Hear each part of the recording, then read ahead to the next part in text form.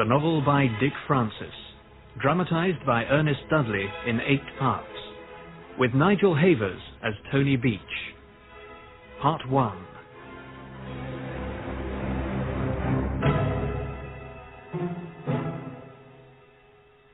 That Sunday morning, I drove over to Jack Haythorne's stables with my van loaded.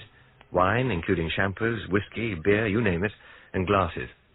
Every first Sunday in October, for the past 4 years, since I'd started my wine shop, Jack and his wife Flora gave this party. His way of thanking his owners, especially the owners, jockeys and friends, for helping him yet again to figure on the flat season's winning list. I parked on top of the rise above the house. There was a marquee taking up all of the lawn below. I tried to dodge 2 early arrivals, Col Fulham and his wife, but they'd seen me. Hello, Tony. Morning, Colonel.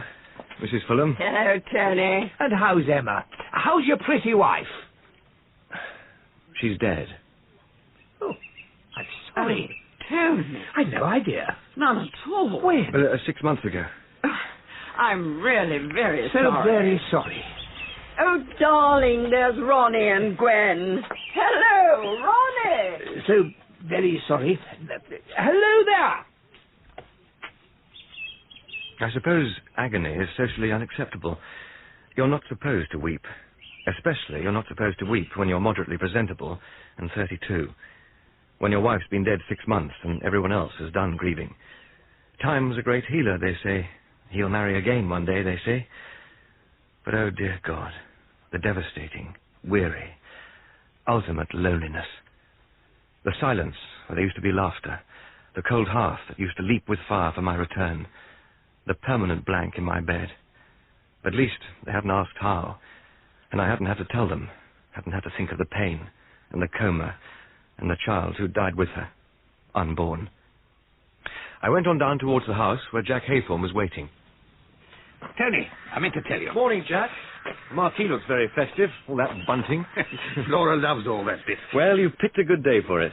We need rain. Ground's like concrete. You trainers are just like farmers, never satisfied with the weather. Did you bring any soft drinks? Meant to tell you, Sheikh Ali's coming with his teetotal entourage. Champagne, soft drinks, no problem. Good, right, I'll leave you to it. Guests will start arriving midday-ish. The Sheikh will be here earlier. He's so scared of being bumped off, he likes to tuck himself away out of sight. Leave everything to me. You're staying yourself, of course. Well, your secretary sent me an invitation, so... Good old Jimmy. Yes, I wanted to make sure the buggers park up the hill, or they'll upset the horses. Old Jack is ever fussing, as if all the world's problems are on his shoulders, when really it's Jimmy who looks after everything, from entering the horses for the races to sending out the bills, just as it's Jack's wife Flora who copes with the party. All the same, I suppose it's that staccato charge of his which he communicates to the horses, which sets them winning. I was lugging stuff into the marquee and unpacking cases when Jimmy sauntered along, hands in pockets. He didn't offer to help. Been Flora, Tony? No, only just arrived. Good morning, Jimmy. Morning. What are those tubs for? They're for the ice. What's in those sinister-looking black bags? That's the ice that goes into the tubs. Yeah. What's this bottle of muck? I've never heard of it. Well, it's the real thing. It comes from Epernay. That's what it says on the label. Flora chose it. Oh. Bring any scotch? There's a case open over there. Ah, yes. Glass? Over there. Help yourself. Ice? There. Is it drinkable? Pure tap water. Someone knocked off a whole load of this stuff in Scotland yesterday. You know that? Well, it happened. How much do you know about whiskey? Well, some. Would you know one from another? Well, I'm better at wine. Why? Would you know for certain if you asked for a malt and got sold an ordinary standard like that? Well, they taste quite different. Could you tell one malt from another? What's all this about? Or could you? No, not this morning. Not to name them. I have to practice. Maybe then, maybe not. It's very awkward. What is? I wish you'd stop fiddling with those bottles and listen to me. Tell me then. One of Jack's owners has a restaurant. Who? Sheikh Ali, whatever his name is. No. Larry Trent. Larry Trent? Who's he? He has his restaurant near Reading, the Silver Moon Dance. Not aimed at the top class, but, you know... Tell me. Dinner dances a singer sometimes, sort of down market. Anyway, he invited Jack and Flora and myself there last week. The food was all right, but the drinks... So, what was wrong with the drinks? Look, Larry Trent has 5 horses here. So? As many as the Sheikh. He pays his bills on the nose. I don't want to upset him. Well, why should you? What it said on the label of the bottle we had wasn't what came out of it. Well, that's not exactly unusual. What? But it's illegal. Sure, it's illegal. Are you certain? Yes. Well, I think so. But I wondered if, perhaps before I said anything to him, you could have a taste. You mean before you spoke to Larry Trent? I mean, supposing his staff are ripping him off. I mean, he could be prosecuted, couldn't he? Well, why didn't you mention it at the time? Well, his guests. It would have been terribly bad form. Then why don't you tell him privately? He might be glad to know. He'd certainly have been warned. Anyhow, I can't see him taking his horses away just because of a little... I mentioned it to Jack. He said I must be mistaken, but I'm not. Oh, do keep still and talk to me. Hopping around. Why does it bother you so much? A fraud's a fraud. It annoys one. Wasn't only the wine, I mean the label. It was the Lefroy. Ah, the Isla malt, That's right. Heavy malt whiskey. My grandfather used to give me a sip of it when I was small. It's funny how you never forget a taste you learn as a child. And you had some at this Silver Moonbeam, or... Silver Moon Dance. Ah. So there it was on the trolley they rolled round, and I thought I'd have some. And it wasn't Lefroy? No. Well, what was it? I thought that you actually might know, if you drank some, I mean. Well, you need a proper expert. I thought it was just ordinary whiskey. Or even malt whiskey. Well, you'd better tell Larry Trent. Let him deal with it himself. He'll be here this morning. Well, then it'll be easy for you. I don't suppose... That is, I don't suppose you could have a word with him. No, I certainly couldn't. From you, it could be a friendly warning. From me, it would be a deadly insult. But you, being a wine dealer... Sorry, Jimmy, but definitely no. Well, thought you wouldn't. Worth a try. I think I'll pour myself another scotch. I'm surprised at you, Jimmy, putting ice in your scotch. Why? Well, true whiskey buffs think it's an abomination. Really? Tony, dear, there you are. Flora. Oh, lots of lovely drink. Oh, lovely. What a pretty party dress. Oh, do you like it? You don't think it makes me look too scarlet? No. I'd say it's a lovely, ripe cherry. Oh, do you think it looks all right, Tony, dear? Yes, very nice. 4 cases of champers on ice. More in the van if you need it. Oh, let's hope not. But, my dear, I wouldn't bet on it. Jimmy, love, you don't need to drink whiskey. Open some champagne. I'd like a quick glass before everyone swamps us. Flora's been a special friend. She knows what the past 6 months have been like. She knows about the emptiness of a house, the loneliness, the silence. There'd been something about her first marriage, before Jack. It had had a sticky end. Oh, lovely. Mustn't spill a drop. Now, you two, Tony. Oh, thanks. Yeah. Here's to quite a party. Oh, they'll be crowding in here until the tent's fit to bursting. In their Rolls and Range Rovers, Minis and Fords, the Sheikh in that elongated black-windowed Mercedes of his. Ooh. Some on motorbikes or push-bikes. Why the shivers, Flora? Someone walked over your grave? It's just... The Sheikh gives me the creeps a bit. I can't help it. He's fat and horrible and behaves as if he owns the place. I can't stand the way he looks at me with those half-shut eyes as if I were of no account. But his horses win races. And Jack trains them. All the same, some of the owners make me sick. Who especially, dear? Never you mind, dear. The Sheikh? It wouldn't be Larry Trent. Look, they'll be starting to arrive. I'd better go and see they park on the rise and keep away from the yard. They'll be bringing their children and their dogs. They must leave the dogs in their cars. She's brought crowd control to a fine art. Ooh, I don't think champagne goes too well with whiskey. Here they come, in their cashmere and cords, checked shirts and tweeds, in elegance and pearls, the Sheikh in full Arab rose, and Larry Trent will be in his inevitable navy pinstripe. Everybody knows everyone else in the racing world, and friends still regarded me as part of it, though some took a poor view of my going into the wine business. Not his father's son lacks the family guts. You see, my father, a soldier, had won both the DSO and the Military Gold Cup, dashing as valiantly into steeplechase fences as he had into enemy territory. A tall, laughing, reckless man, his bravery had been awe-inspiring. I was 11 when I saw him break his neck at Sandown Park. I learned to ride, without distinction, went to Wellington, but not Sandhurst, and developed powerful feelings of inferiority. It was only with Emma that I had seemed to be anybody. and now she's gone. Jimmy? Jimmy? Flora, what's the trouble? It's the Sheikh. His car's here, and Jack is still changing. It is too bad of him. Run and meet him. Take him round the yard, anything. Okay. Oh, really, it is too bad of Jack. Now, don't Oh, dear. worry, Flora. It's not all sweetness and light being a trainer's wife. Especially one who's rather gentle and kind. And Tony, I haven't said any of those things I said about the Sheikh, you understand? I must be going. God knows what's happened to Jack. I do hope the tent will stand up to the crush. You say that every year, and every year it's the same tent.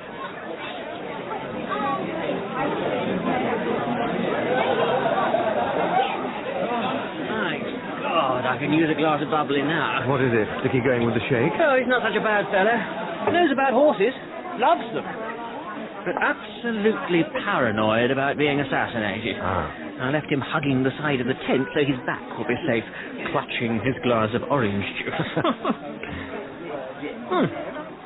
Not bad champ, is this? I think it's a bit thin. Fizzy, but it's Flora's choice. Well, that's a bit of a coincidence. That chap talking to Flora, after what I was telling you. Where? In the Navy pinstripe. Who is he? That's Larry Trent. Of the absent Lefroy? That's right. Did you mention your suspicions to Flora? Oh, no, I need to go. And he didn't think much of them, eh? I wonder what he's chatting her up about.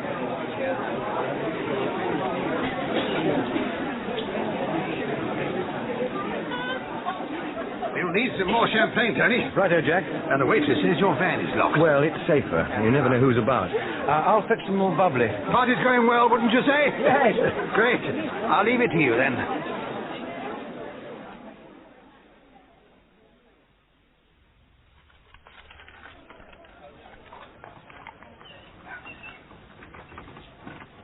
I unlocked the back of my van. The ride was choked with cars.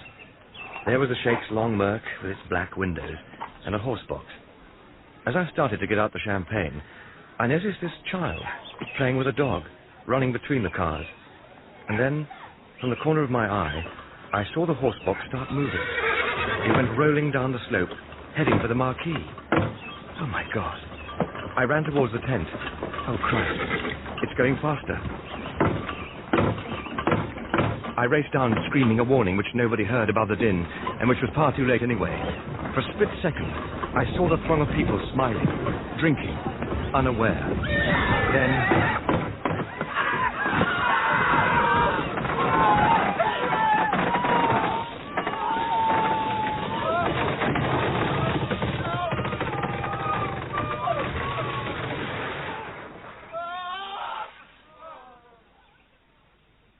Jack Haythorne's stables. Yes, ambulances. Yeah, Haythorne's racing stables. Quick as you can, for God's sake.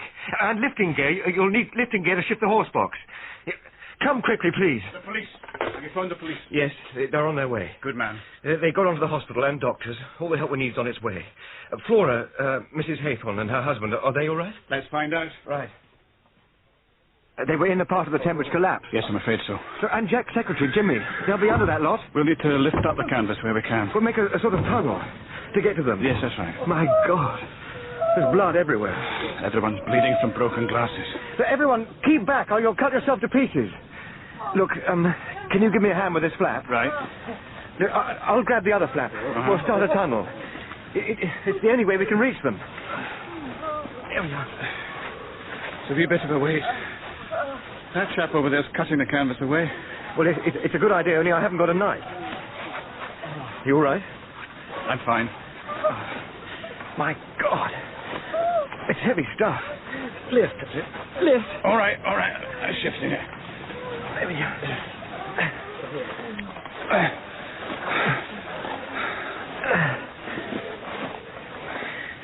There's Flora. That's her red dress. So it is. Oh, she's alive anyway. Thank God.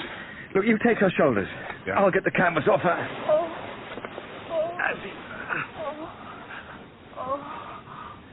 She seemed unharmed, half conscious, but no blood, no bones broken. We got her into the house, propped her in a chair, and someone got her some water. Then we went back to the tent.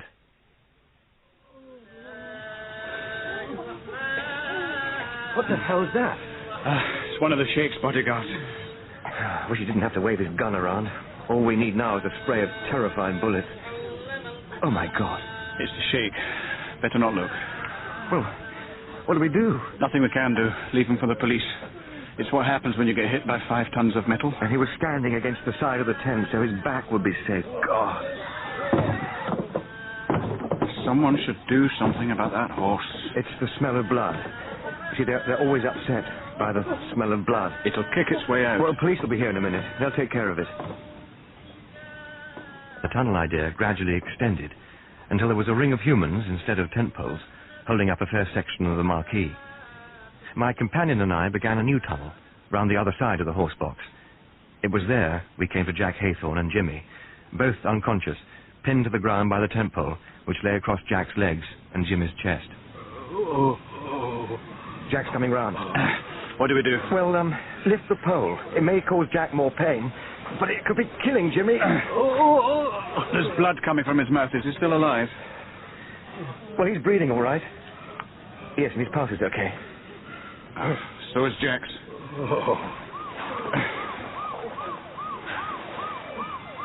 Sounds like reinforcements have arrived. Thank God. The police and ambulance people were quickly on the job.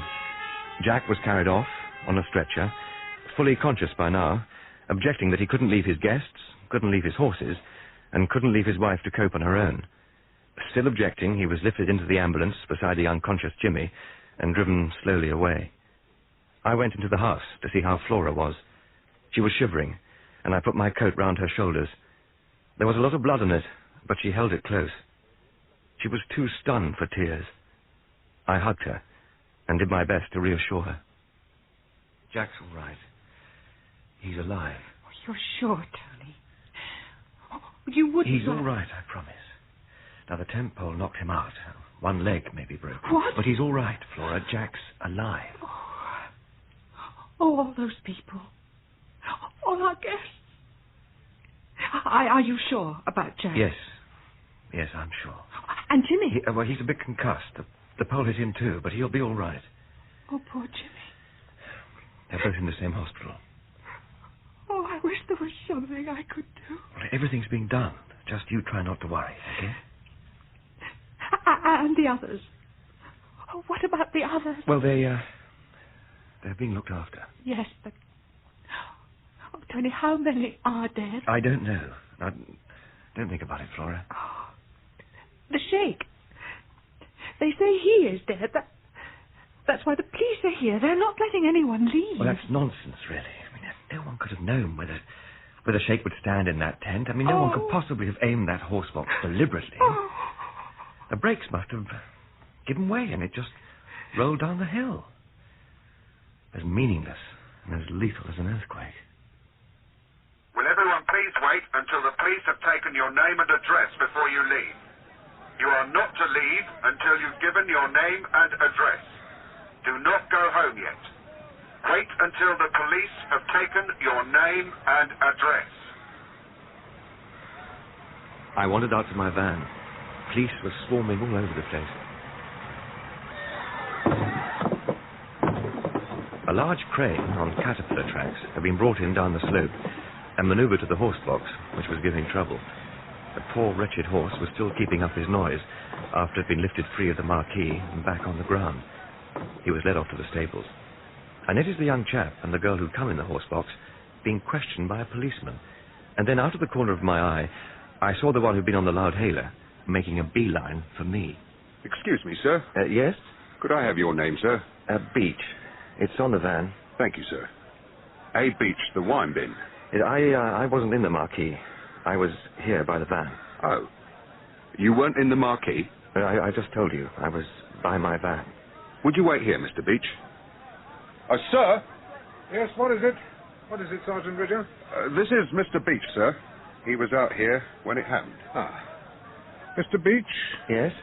I'm Detective Chief Superintendent Wilson, Thames Valley CID. How do you do? You were here by your van when this happened? Yes, I was. And did you, by any chance, see the horse box on its way down the slope? Well, I ran after it to try and... Yeah, we'll come to that.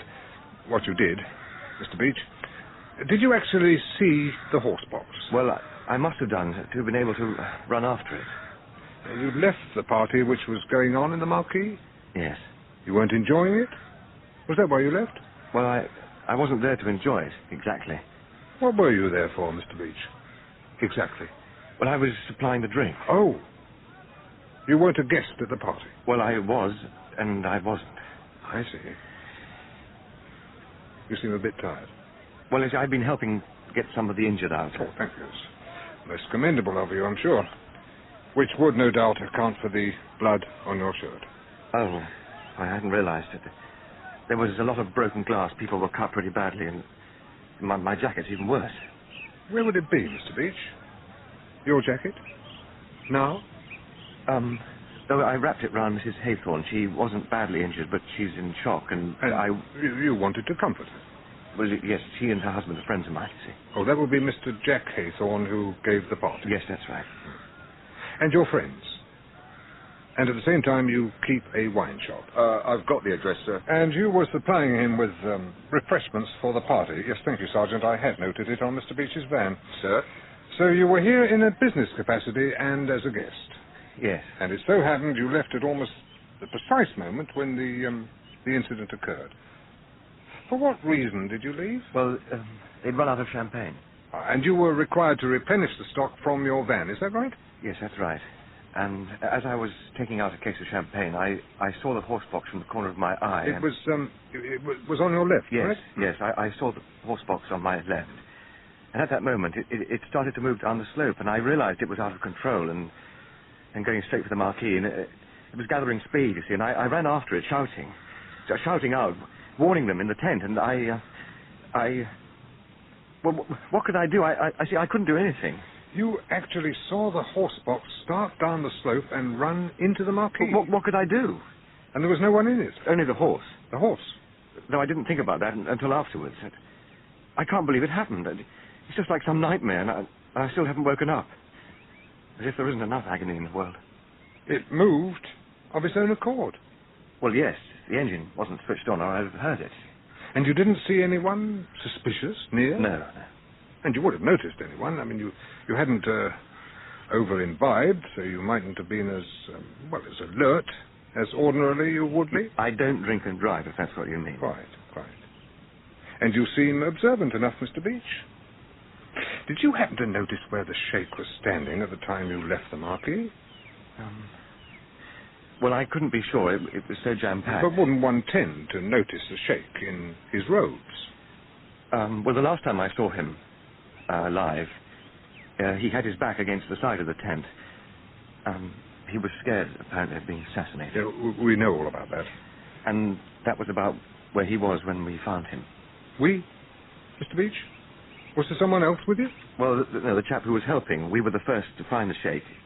It was he who said, leave him for the police. Oh, I see.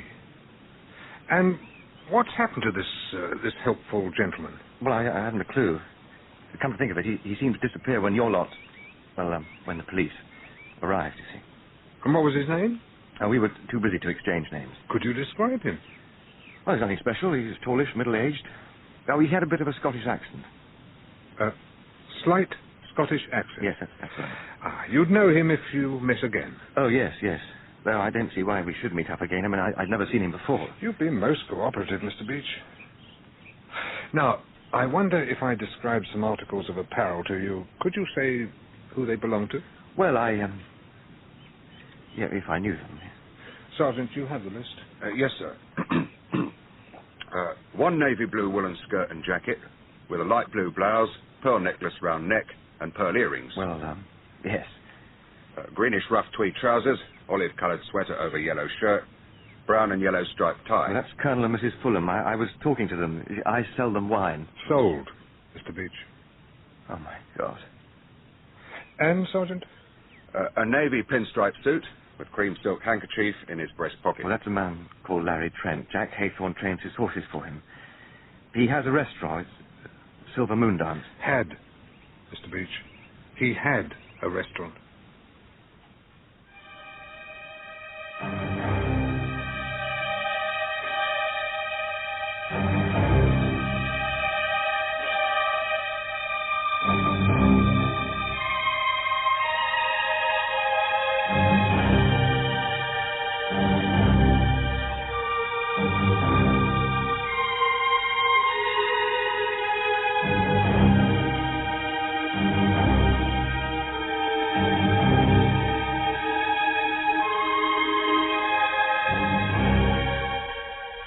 In Proof, by Dick Francis, Nigel Havers played Tony Beach, Jennifer Piercey, Flora, George Parsons, Gerard, Andrew Branch, Jimmy, Alan Dudley, Jack Haythorne, Manning Wilson, Chief Superintendent Wilson, Stephen Hattersley, Sergeant Ridger, and Tim Reynolds and Pauline Letts, Colonel and Mrs. Fulham.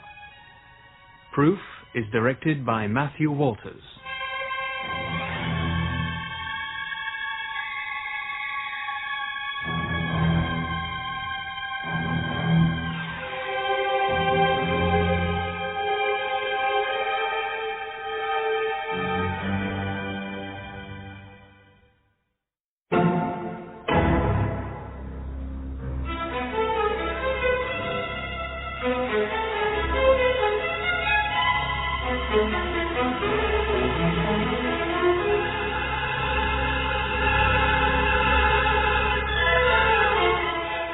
Proof, the novel by Dick Francis, dramatised by Ernest Dudley, with Nigel Havers as Tony Beach. Part 2.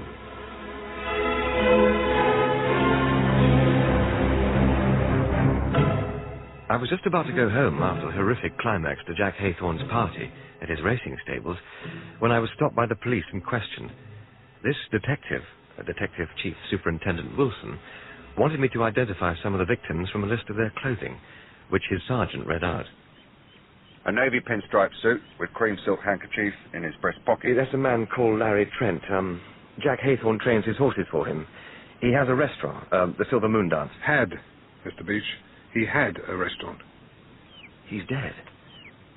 As well as the sheikh. Do you see any connection? Look, I don't know. Only that he, too, was one of Jack Haythorne's owners. Yes? Look, I don't know. I've no idea. You're a little tired, Mr. Beach. Look, I think I'd like to go home. Mr. Beach, we haven't got your home address. Could we have it, please? Well, do you really need it? I mean, it's rather private just now. Look, I'm at my shop all day.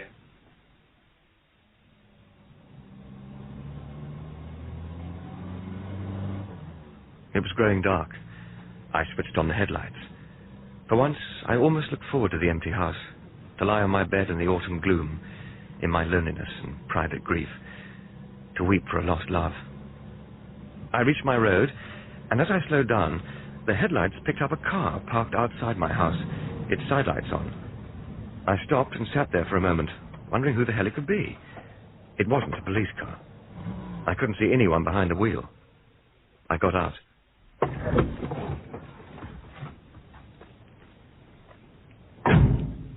A man stepped out of the shadows. Mr. Beach? Who's that? I managed to slip away before you did. Yes, so it appears. I hope you don't mind my reintroducing myself. Yes, well, I was wondering what happened to you.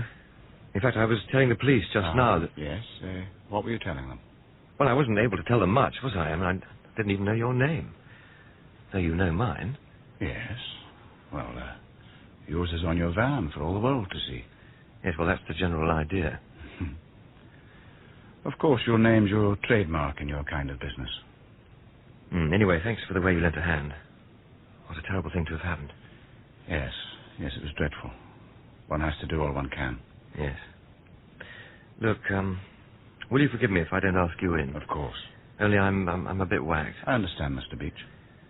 I seem to have been called Mr. Beach rather a lot lately. Tony will do. Thank you. My name's McGregor. Gerard McGregor. Okay. So what's on your mind, Mr. McGregor? I'd like to hire your services. Me? Hire me? What for? For a job you're good at, distinguishing one whiskey from another. But I'm not. There'd be a consultant's fee. Well, I wouldn't mind the fee. But, I'm no expert. You possess other qualities. Observation, resource, leadership. Funny. You're the second today to tell me that I keep my eyes open. But I'm afraid you've got the wrong guy. You're a bit tired, as you said. Perhaps we could talk about it some other time. You wouldn't be customs and excise, would you? No. Tomorrow? Yes, I suppose so. What time of day would suit? How about tomorrow midday? At the shop. I prefer it to be there. I understand. Right, well, I'll see you then, Mr. McGregor. I put my car in the garage and went into the house. A stiff scotch, something out of the fridge, while I tried to figure out what Gerard McGregor wanted to talk to me about. I couldn't see the connection between what I might know about whiskey and the afternoon's ghastly business. Switched on the news, and there it was, on the screen. The shambles of what was left of the party. Crumpled marquee, the horse box dangling from the giant crane. All this a background for the detective chap assuring the viewers. No reason to believe Sheikh Ali's death was anything but an accident. I turned it off and went upstairs to my bedroom. Dark and empty. I lay down. My thoughts switched, as they always did at this time, to Emma. Half of myself had told myself, as I'd done again and again these past 6 months. The joyful investment of 6 years loving, gone into darkness. I felt my own immediate death would be no great disaster, but habit had kept me checking both ways when I crossed the road. And meanwhile, I tended my shop, sold my wines, and smiled at the customers. From exhaustion, from shock, from pity, from loneliness and grief, I lay there and wept.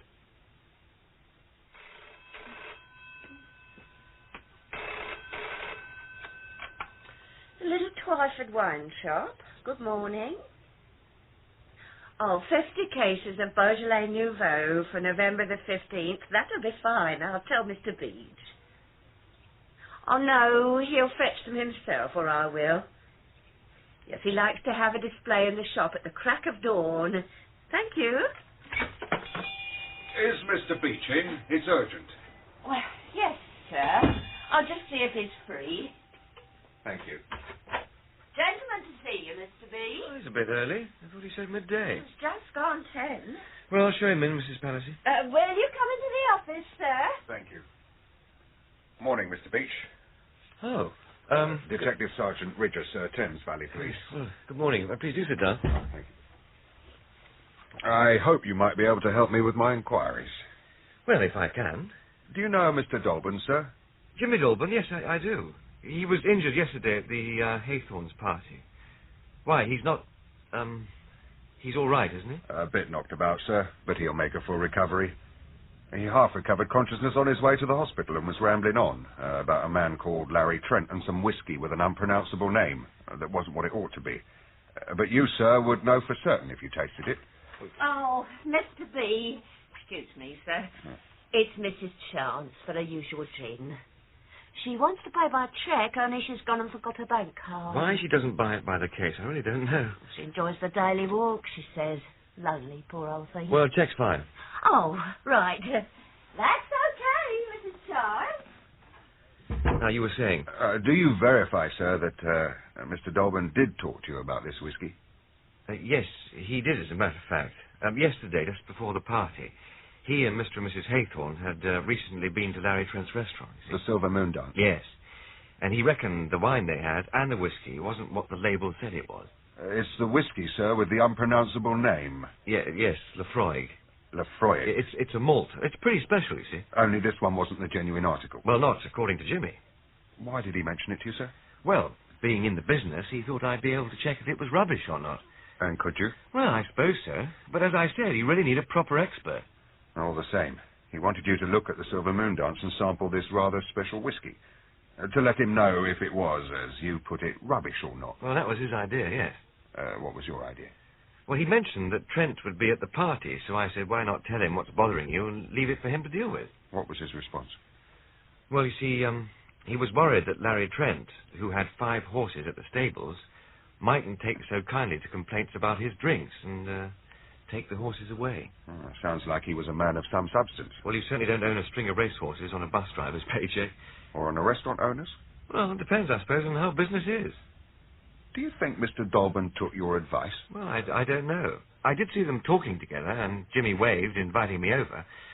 But I had to fetch some more champagne from the van, which was when the sky fell in. You see, we've already received complaints about the Silver Moon Dance. Have you, indeed? Well, normally it's an Office of Weights and Measures job, or Customs and Excise. In fact, they have made some inquiries without getting anywhere, because we now have reason to believe someone at the restaurant, perhaps Mr. Trent himself, was being tipped off. Well, this time, however, Mr. Trent's absence provides an opportunity to call and take a look around. Would you, sir, care to accompany me as an impartial expert? But haven't you got your own expert? Well, you're here on the spot, and time is all important. I'd be very grateful, sir. When? The quicker the better. Well, all right. This afternoon, say 5:30? Well, that would suit admirably, sir. Well, I'll meet you there then. Oh, I'll be getting along. All right, then. See you, Mr. Beach. Bye. The wine bin. Tony, it's Flora. Oh, dear, Flora, how are you? How's Jack? I was going to phone, but I got caught up. I saw him this morning. They've set his leg, pinned it, they say. Oh, he was very down. Oh, dear. Now, don't worry. He'll be all right. Truly. Oh, he is alive, and I should be grateful for that. And they say he'll be home quite soon. And Jimmy, how's he? I didn't see Jimmy. He's conscious, they say, and no worse. I don't know what we'll do if he isn't well soon. He runs everything, you know. Look, is there anything I can do? Oh, Tony, if you would. I was so hoping. I mean, have you got the time? What for? Well, it's evening stables. And, well, could I ask you, would you walk round with me? Well, of course I will. Jack was so insistent I walked round so that I can let him know how everything is. No problem at all. Oh, you are a dear, Tony. Now, look, I'll be with you round about 6:30, and we'll walk round together and make notes so you can report back to Jack. Oh, bless you, Tony. Oh, it's such relief I want to cry. Oh, I'm sorry. And, Tony. Yes, Flora? Look, the glasses we hired from you, well, they've all got smashed. Well, nearly all. There are only 19 now, left. Don't worry. It's all right. I'm insured. Oh, I am so stupid. I never thought of that. Oh, well, I must go now. I'll see you this evening then, Tony. I went drearily to work, sliding gin into neat green rows and slotting Meersteiner into racks. Emma and I had run the shop together with a sense of adventure. Now she was dead, I had a more prosaic help in the shape of Mrs. Palissy. She'd seen the breakfast time news, the lead story, the horror at Jack Haythorne's. And you were there, weren't you, Mr. B? All those poor people. How awful for Mrs. Haythorne, such a nice lady, I always think. By nature, she liked to please and was, in consequence, a good saleswoman, making genuinely helpful suggestions to irresolute customers. Don't know their own minds, do they, some of them? I took stock of the cases of wine in the storeroom and phoned the shippers for more. And then there was sorting out with the police. When could I clear up the unopened bottles of wine and liquor? All the party leftovers, which were intact, including those 19 glasses. At midday, Gerard McGregor came strolling into the shop. Good morning. Good morning, Mr. McGregor. Oh, Gerard, please. Oh, fine. From what Flora said, I expected your shop to be twice the size. Flora? Oh, she says it's chiefly due to you. She's feeling better. Oh. Well, no, the shop doesn't need to be so enormous. In fact, large ones, all bright lights, tend to put the real wine buffs off. Hey, look, would you like to look around? Very much. Not a lot to see, but we can talk. Now, this is the storeroom. You know, when we began, it was almost empty. We'd buy in the afternoon to sell next morning and so on. Pretty hair-raising. Not now, I see. Well, no, but then we started from scratch. You and, your wife? Yes. Yes, she died. Flora told me. I'm very sorry. Now, that door opens onto the yard where we load and offload deliveries. You seem to stock every imaginable kind of drink. Well, fortunately, it doesn't hang around too long. Which can't be bad. Well, that's the name of the game. Now, about the job I mentioned. Perhaps my card will explain the firm's business. Gerard McGregor Limited, investigative consultants, comprehensive services offered in complete confidence to commercial clients.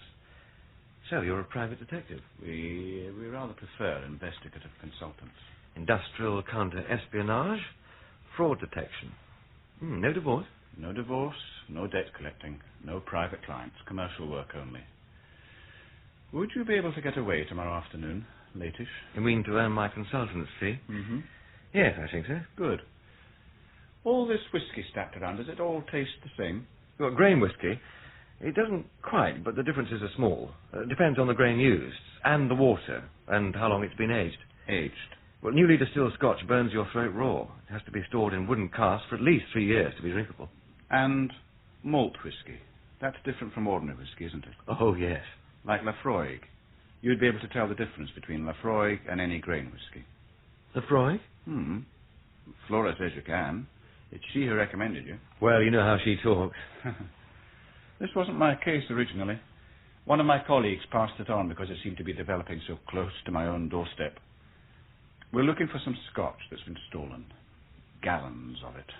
And it seems it may have turned up at the Silver Moon dance. Jimmy Dolben told you? He mentioned it to Jack Haythorne, who mentioned it to Flora. According to Jimmy, they sell it in the bar as Bell's and in the restaurant as Lafroig. Is anyone in mind you think is behind this? Well, we were treading delicately towards the Silver Moon dance and Larry Trent. But when the horse box plunged into that marquee, he suffered the same fate as the Sheikh. Pity. I was going to get Jack to introduce me. And was that why you were there? Because you were investigating him? No, not him. His wine waiter, Fedor Zarachevsa, or something to that effect. But he calls himself Zarak. So, you think I can help you find this stolen whiskey? Come and meet our client, Kenneth Charter of Charter Carriers. Business, transporting bulk whiskies at Watford. He'll put you fully in the picture. I'll pick you up here tomorrow, 4 o'clock, all right? Right. Oh, by the way, Tony, there's nothing dangerous about all this, you know. It's just a matter of consultancy.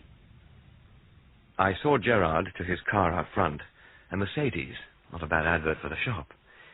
He fixed my consultation fee, very generous, I thought, and I decided I would wait until I met his client, Kenneth Charter, before I opened my mouth about what I knew. The afternoon moved on, as afternoons have a habit of doing, and come 5 o'clock, I drove to the Silver Moon dance. Detective Sergeant Ridger was waiting for me. He was alone. Good afternoon, sir. Thank you for coming over. You been to this place before? Do they know you? I shouldn't think so. The last time I called, it was a guest house for retired people. I used to deliver their drinks. But by the way, I suggest you let me do the talking. Sir? Well, at first, we don't want them pouring the fake stuff down the sink, do we? You've got a point there. Yeah. Looks pretty quiet. Good. Shop! Give us a chance. We've been open only for 5 minutes. We'd like a drink, please. The barman, he is not here. I am the restaurant wine waiter. Well, could you bring us some... You'll have a Scotch, won't you? Right then. That's Bell's for my friend, and I'll have a Lafroig. What is that? Lafroig. It's a malt whiskey. I think you've got some. So, I get you first the Bell's whiskey? Thank you very much. I'm not sure about the other. Well, a friend of mine had dinner here the other night. They brought it round on the drinks trolley, apparently. Your Bell's. You want ginger ale soda? Thanks, No, you'll have it straight. I have it straight. I'll go and see if I can find the other. Lafroig, Laphroaig. It's on the label. Just bring the bottle. You see, Scotch whiskey is made of barley. You start by malting it. Malting it? Yes, like it's done for beer. Oh. You let the grain start to grow, form shoots an inch or two long, which they call malts. Yes. And then you smoke them, over burning peat, so they pick up the peat and smoke flavours and become nicely crisp. And then you make a mash of them with water, let them ferment, and then you distill the stuff and put it in wooden casks for several years. And that's your pure malt whiskey, full of overtones of various tastes. Right. It's much quicker and therefore cheaper to mash the barley without going through the malting and smoking bit. And that sort of whiskey is called grain whiskey. It's a great deal plainer on the tongue. Right. Now, good standard Scotches like Bell's are a mixture of malt and grain. The more malt, the more subtle and varied the flavour. Now, I'll take a sip of your Bell's and let it wander over my tongue, back inside. This I have to see. And wait for the flavour to develop before I swallow. So that way you get the full, total taste.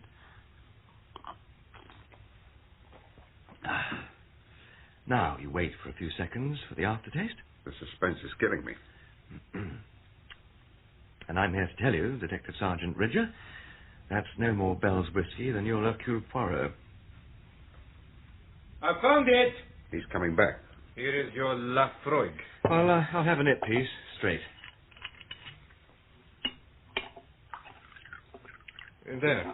How much? No, that's all right. It's my treat. Keep the change. Oh, thank you. Now, to try this one.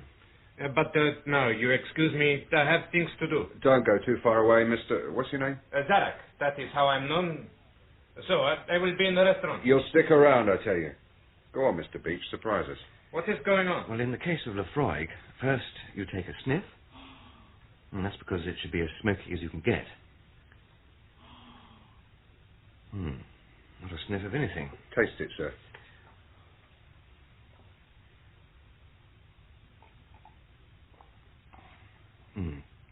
You can't judge by the taste buds at the tip, but only along the sides and back of the tongue. Let the flavour... Only there isn't any flavour. Ugh. Jimmy was definitely onto something with a drop of malt in what I've just tasted. You sure of that? You bet your bloody life, I'm sure. What is this? Well, it isn't Lefroy, and never was. It's got exactly the same taste as that other muck labelled Bell's. What? Well, they're both the same rubbish. What is going on? Get the manager, Mr... My name is Zara. Yeah, and my name, Mr. Zarek, and don't you forget it, is Detective Sergeant Ridger. Please. Now get the manager. The manager, he is not here. Well, whoever's in charge. The head office is sending someone. They should be here any moment. What do you mean, head office? I thought Larry Trent owned this place. I know nothing. Mr. Trent, Who wants Larry Trent? They'll need to go a long way to find him. The bar is closed, I'm afraid, sir. You what? I'm a police officer. Bar's closed until further notice. I think I go. You'll think nothing and say nothing. Stay right there. May I ask who you are, sir? I'm from head office. We've got problems. I've come to sort them out. Now, perhaps you'll tell me what's going on. Your name, sir? My name's Paul Young. I represent the company who owns this place. As no doubt you know, Larry Trent's no longer with us. And who's he? Another one of you? I'm a customer. Who happens to have been of some assistance in this matter. Oh, what's the problem? The Silver Moon Dance restaurant will be prosecuted for contravention of the Sale of Goods Act. What? What the bloody hell are you... The bar is closed until further notice. The police will be prohibiting the sale of all alcohol on these premises for the time being, while tests are being made on the stock. Tests? Tests for what? It's the whiskey. He says it tastes bad. Shut up, you. May I suggest, sir, it would be helpful if you could give me your firm's address and telephone number. Helpful to who? If you would write it down, sir. Oh, for God's sake. Suddenly, Paul Young looked as if he walked into trouble he didn't want any part of, and which I was beginning to think I didn't want any part of either. I noticed he wrote awkwardly, almost as if he was really left-handed. He wore a discreet pink hearing aid behind his right ear. I diffidently suggested to Ridger that he extend his suspicions to the wines, and despite his assertion that he got enough with the spirits, he allowed me to purchase and open a selection of wines. The whites were all what they said on the label. Then I worked through the reds. Well, are they all right? Well, they're pleasant enough, but they're all the same. What do you mean? I mean, notwithstanding all those pretty labels, the wine in the bottles is all the same blend.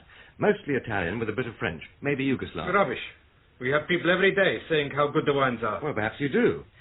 These bottles belong to me, Sergeant, and if it's all the same to you, I'd like them back when you've done with them. You said yourself you've enough to prosecute with the whiskey. I drove straight back to the shop, leaving Ridger arguing with Paul Young about how soon he could resume business, and got on the phone to Henri Tavel in Bordeaux. Henri is a wine shipper. I'd spent a happy year with him learning the wine business as a 19-year-old, which included developing a knack I had for being able to tell one wine from another after one taste. I filled him in on the stuff at the Silver Moon Dance. Alas, mon cher Tony, what you say is unfortunately too common. A matter of great annoyance. If I describe one of the labels, could you find out for me if it's genuine? Certainly. It's a Santa Steph label. Ah, the home of my grandparents. And it purports to come from Chateau Caillou. Do you know this? No, I don't. But don't forget, there must be 200 small chateaux in that part of old Medoc. I don't know them all. I will find out. Great. Now, the rest of the label reads, hang on, Mise en bouteille par Thierry et Fils, négociant à Bordeaux. I know of no Thierry et Fils. And the wine under the label, Tony. What of the wine under the label? Well, at a guess, it's mostly Italian, blended with maybe Yugoslav. Ah, mon Dieu. And then blended again with anything handy. I mean, if the chateau doesn't exist, the wine could have been bottled anywhere. I kept the cork, and there's no lettering on it. Leave it to me. I will inquire at once. Okay. And telephone you when I have something of news for you. I hung up and drove over to Jack Haythorne's. Flora took me on the evening's round of the stables. We'd better do the coats first, and the fillies after, don't you think? Well, if that's what Jack does. We'll be losing all the Sheikh's horses. What will happen to them? Oh, they'll be sold. It'll be a heavy financial loss to us. What about Larry Trent's horses? Oh, they weren't his. They'll stay on, thank goodness. How do you mean they weren't his? He leased them. He leased them? It's done quite often. Well, say you can't afford to buy a horse, though you could afford to pay the training expenses. Which can be pretty hefty. Yes. So you get to know someone who owns a horse that can't afford the training. You can lease it, pay for its training, and split 50-50 with the owner over any prize money. And that's what Larry Trent did? Oh, invariably. And pretty smart about it, he was. How do you mean? Oh, he was a great gambler, you see. It meant he could race 5 horses instead of actually owning only one. He would lease each horse for a year, say. If it won, he'd lease it for another year. Then, if it started losing, he'd cut his losses and take on another. You can lease a horse for a year, or a season, or 3 months. He gambled, did he? Oh, very heavily. 1,000 on this race, 1,000 on that. Where did he get that kind of money? No. It couldn't have been from his restaurant. Or perhaps his horses always won. Nobody's horses always win. Especially if you bet on them. You know that, Tony. Yes. And he was no exception. You didn't like him all that much, did you? No. No, I didn't. I don't know why. He was always friendly. A good owner, Jack always said. Quite generous, too. Like last week, he took us to his restaurant. I didn't enjoy it. Oh, Jimmy said he told you about the wine that wasn't what it was supposed to be, and that whiskey. Yes, I did hear. Someone in Larry Trent's place had a great fiddle going, whether he knew it or not. You know, he did something once that I couldn't understand. I happened to be at Doncaster Sales last year. I was with friends. Jack wasn't with me. And I saw Larry across the sales ring. He didn't see me. He was bidding for a horse called Moondancer. It was knocked down to him for 70,000. But you said he never bought That's horse. right, Tony. But he bought Moondancer. Well, perhaps it was for sentimental reasons. Oh, there was nothing ever sentimental about Larry Trent. But anyway, I thought, well, good. It'll be another for Jack to train. But it never came. Jack never got Moondancer. It must have gone to a trainer somewhere. Sporting Life reported the sale, but nothing else. Not a mention anywhere. It had simply vanished. And the question is... Where has a racehorse worth £70,000 vanished to? Right. What happened to Moondancer? And Tony, what really happened to Larry Trent? What do you mean? I mean, was it really an accident yesterday? Or did someone mean to kill him?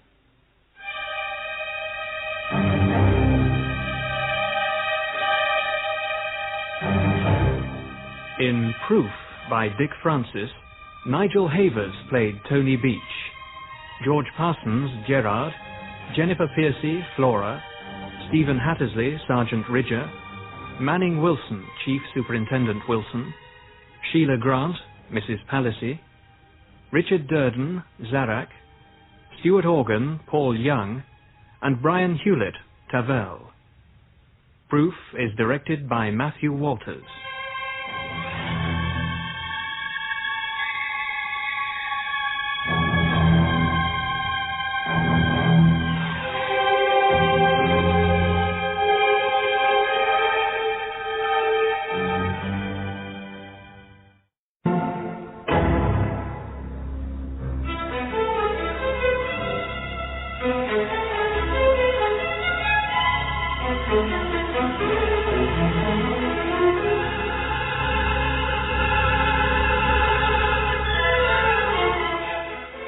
Proof, the novel by Dick Francis, dramatised by Ernest Dudley, with Nigel Havers as Tony Beach.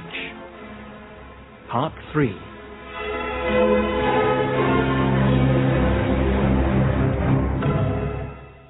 The next evening, following the horror at Jack Haythorne's party, his wife, Flora, had asked me over to walk around the stables with her.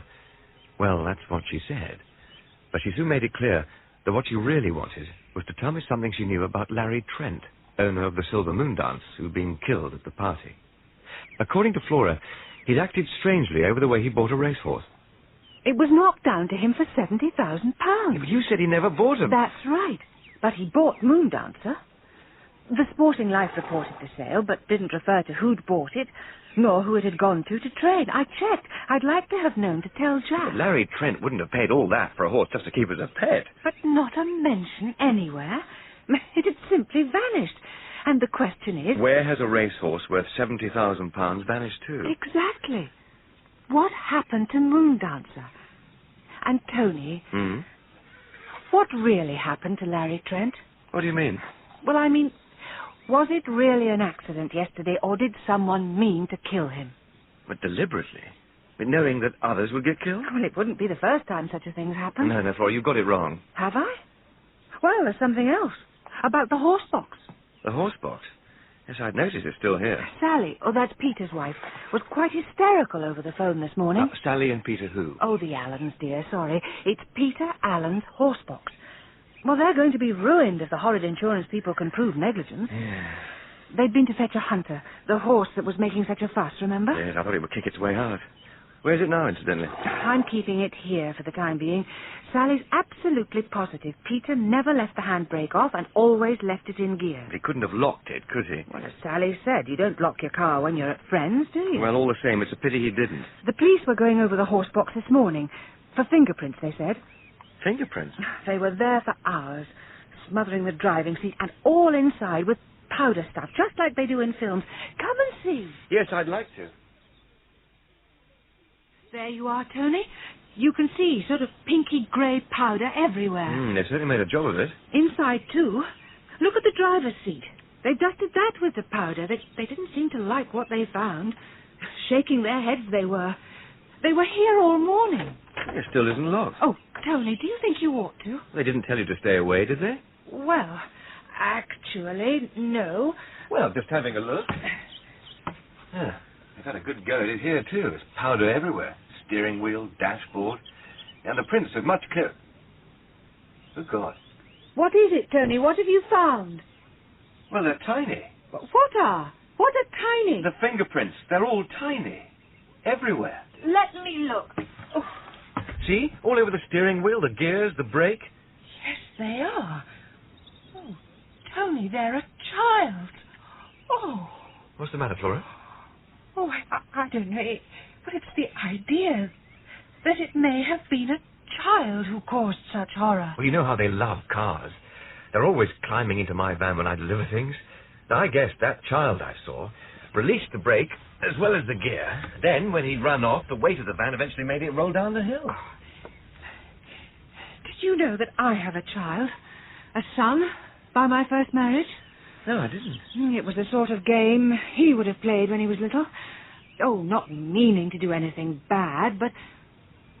Oh, Tony, how thoughtless of me. Oh, your lovely Emma was going to have a baby. Oh, I am so sorry. No, it's all right, Flora. Oh, do forgive me. Oh, how does the prospect of a drink grab you? Oh, what a wonderful thought. It's the best you've had today. Come on, Tony. We retired to the house and drank to Jack and Jimmy's speedy recovery. Oh, to Jack and Jimmy. Cheers. Cheers. Oh, it's so difficult with both of them being out of action. The hospital said Jack won't be home for several days. Tony, I hope you don't mind my asking, but, well, could you come with me to the Martineau Park meeting on Thursday? The Martineau races? Yes. Good Lord, I haven't been there since... Well, perhaps you're too busy. Too busy at the shop, I mean. Or perhaps... Is Thursday early closing? No, I don't have early closing, but, well, I could always leave Mrs. Palissy in charge. Oh, she is a treasure. Only, you see, Jack has this horse running there with a very awkward owner, and Jack insists I must be there. But honestly, the wretched owner makes me feel so flummoxed and stupid. Wow, a day at the races, eh? I did think you might enjoy it. And why not, come to think of it? What, you will come? I'd like to, a lot. Oh... Now, you're sure it's all right? Yeah, of course I'm sure. Oh, Tony, you've been such a rock. I can't tell you. You've made me feel so much better. That's what you told Gerard McGregor. Gerard? Oh, of course, you know him, don't you? Well, you recommended me to him, remember? Well, yes. He wanted an expert on whiskey. Tell me, what kind of a job does he do exactly? Oh, he's some sort of business consultant, I think. He's always travelling, all over the place. He's such a clever man. He's so civilized. Oh, and such a nice man, too. The same as you, dear. Thank you for the way you helped out yesterday. I told Gerard he should buy some wine from you, so perhaps he will. I've half a mind to ask Flora for Gerard's phone number, to tell him I wanted to cry off. I don't quite know why I had this premonition, Unless it was because of her reference to my wife and the child we never had. Emma would have hated me becoming involved in any violence or crime. But I didn't ask for the number. Next day was another busy one for which I was always grateful. When 4 o'clock and Gerard and his Mercedes duly arrived, it was too late to do anything about it, except go along with it. I half expected you to cry off. Well, I half wanted to. But? I don't know. I admit I did have a certain curiosity. Anyway, here we go. On our way to see Kenneth Charter, Managing Director, Charter Carriers. And when I tell you, Tony, for every several thousand tons of scotch he carries, the duty totals over 100,000 quid. Yes, that's big money. Trouble is, on 3 occasions this year, a charter's tanker full of whiskey has never made its destination. It wouldn't be accurate to say the tanker was stolen, because on each occasion it's turned up, but without its contents. Customs and Excise immediately demanded duty, since the scotch was no longer in the tanker. Charter has twice had to pay up. So what about the insurance? Well, charters are, or have been, insured, of course, but now they're really in trouble. The insurers, despite rocketing up their premiums, are now saying enough's enough and are withholding payment. And they won't extend any further cover. Correct. And one more little thing. Customs and Excise threaten to take away their license to carry goods and bonds, which wipes out a major part of Charter's business. Meaning Charter won't be able to operate at all? Right. Was it always the same tanker and driver involved? No, it wasn't always the same driver, but it was always the same tanker. So what happened to the driver? And where did the tanker turn up? Well, the tankers turned up each time abandoned in a Scottish car park. The same car park? No, different car parks. The drivers don't remember what happened. How do you mean, don't remember? I know. Well, it goes like this. The driver remembers setting off at the distillery, right? Yeah. Reaches the border, stops at a service station for a tea, a coffee, whatever. Always the same service station? Not always, but there are only 2 the drivers used. Right, so what happens next? None of them remembers what happens next, except waking up in a ditch. Never the same ditch. Tell me, what's the police angle? Well, the police theory is that the thieves tail the tanker from the distillery. When the driver has to stop to answer the call of nature, thieves slip a can of nitrous oxide, probably, into the driving cab. Right, laughing gas. That'll be it, no smell, and you're out like a light. So, when the driver gets back in, he becomes unconscious before he can drive off. How long ago was the last load stolen? Just over 3 weeks. Yeah, and before that? 1 in June, 1 in April. So that's 1 in every 3 months. No wonder insurance are creating. Scotch doesn't always come from the same distillery. The last tanker full came from Helensburgh in Dunbartonshire. The one previous to that from the Pitlochry distillers. Another question. Where does the Silver Moon dance fit into all this? And a good question, Tony. But one Charter himself can best answer.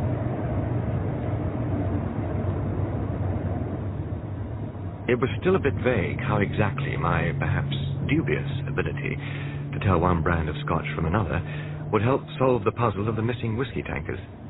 Also, I wasn't quite sure how much Gerard ought to know about Paul Young, or about Flora's story of Larry Trent and his vanishing racehorse, and not forgetting the man from the CID. Was any of it really relevant to what I'd become involved in?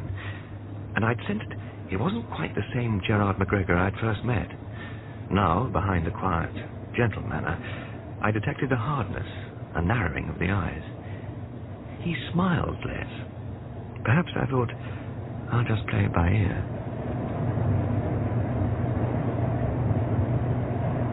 One thing about you, Tony. What's that? What Flora said. Why you've got the job. You listen. Oh, which reminds me. I know. You're wondering how you're going to pull your weight in this business. Well, I do like to get value for money. Well, I can tell you.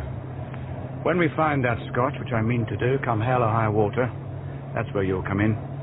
You'll be able to tell us what brand it is, where it came from, and who the distillers were. God, well, I hope I can deliver. Let me put a question to you. What happens next, after you've hijacked a bloody great tanker full of Scotch? Well, you flog the stuff, obviously. Just like that? No, after you've diluted it, of course. Each load is of a higher concentration and is ever sold for drinking, so you increase the quantity, which helps the profits. That's it. Incidentally, what do the crooks dilute the whiskey with? Ordinary water? Well, plain water will do, but the quality of the water will affect the Scotch. But of course, crooks who steal Scotch whiskey usually go for cases of it, in the bottle. I mean, ready for the receiver, they've got all lined up, right? Right. And after that, your only headache is how to spend the profits. Which can't give you all that much trouble. But if you steal this in bulk, like a tanker full, you do have a bit of a problem. Mm-hmm. Tell me. Well, you've got costs. I mean, the costs of bottling it. Because you can't flog it in bulk, you can only sell it in bottles. Yes, you've also got labour costs, storage costs, etc., etc. Yes, plus one other little item, which I'm sure has already occurred to you. Just supposing it hasn't. Well, see, you need some place where you can transfer the bulk whiskey into bottles. A bottling plant? Well, you need a place to store the bottles. I mean, tens of thousands of them, once filled. A warehouse, then? Yeah, well, it's not something you can mess about with in a backyard, is it? Bottling plants, warehouses. Sure, which leaves you wide open to being discovered. By God, yes. Thanks, Tony. You're not only a good listener, you can put it into words, too. By the way, where are the tanker loads bound for, if and when they ever reach there? A bottling plant just outside Watford. And every trip will go to the same plant? That's right. Oh, it's very convenient for charters carriers. I wouldn't know about that, just happens to be the case. Any more questions? Yes. Why has Charter employed you instead of leaving the police to sort it out? That's a tricky one. When a firm calls us in, it's usually because there's something they don't want the police to know about. Like fraud, for instance. A firm doesn't want an investigation, which would inevitably entail prosecution and consequent publicity. Yes, I can understand that. Kenneth Charter told me certain things in confidence he didn't tell the police, or Her Majesty's Customs Excise. I see. I think I'll leave him to decide how much he wants to tell you.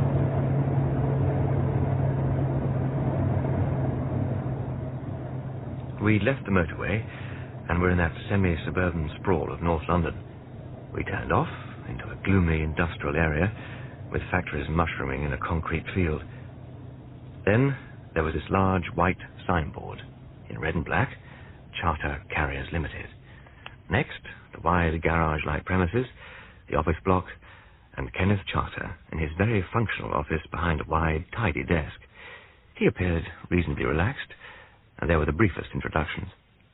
So you're the consultant. No greybeard, are you? You'll want to know what liquid you were looking for, or could you guess? I did a mental flip through the occasional nips here and there, and checked against the memory of the Silver Moon dance.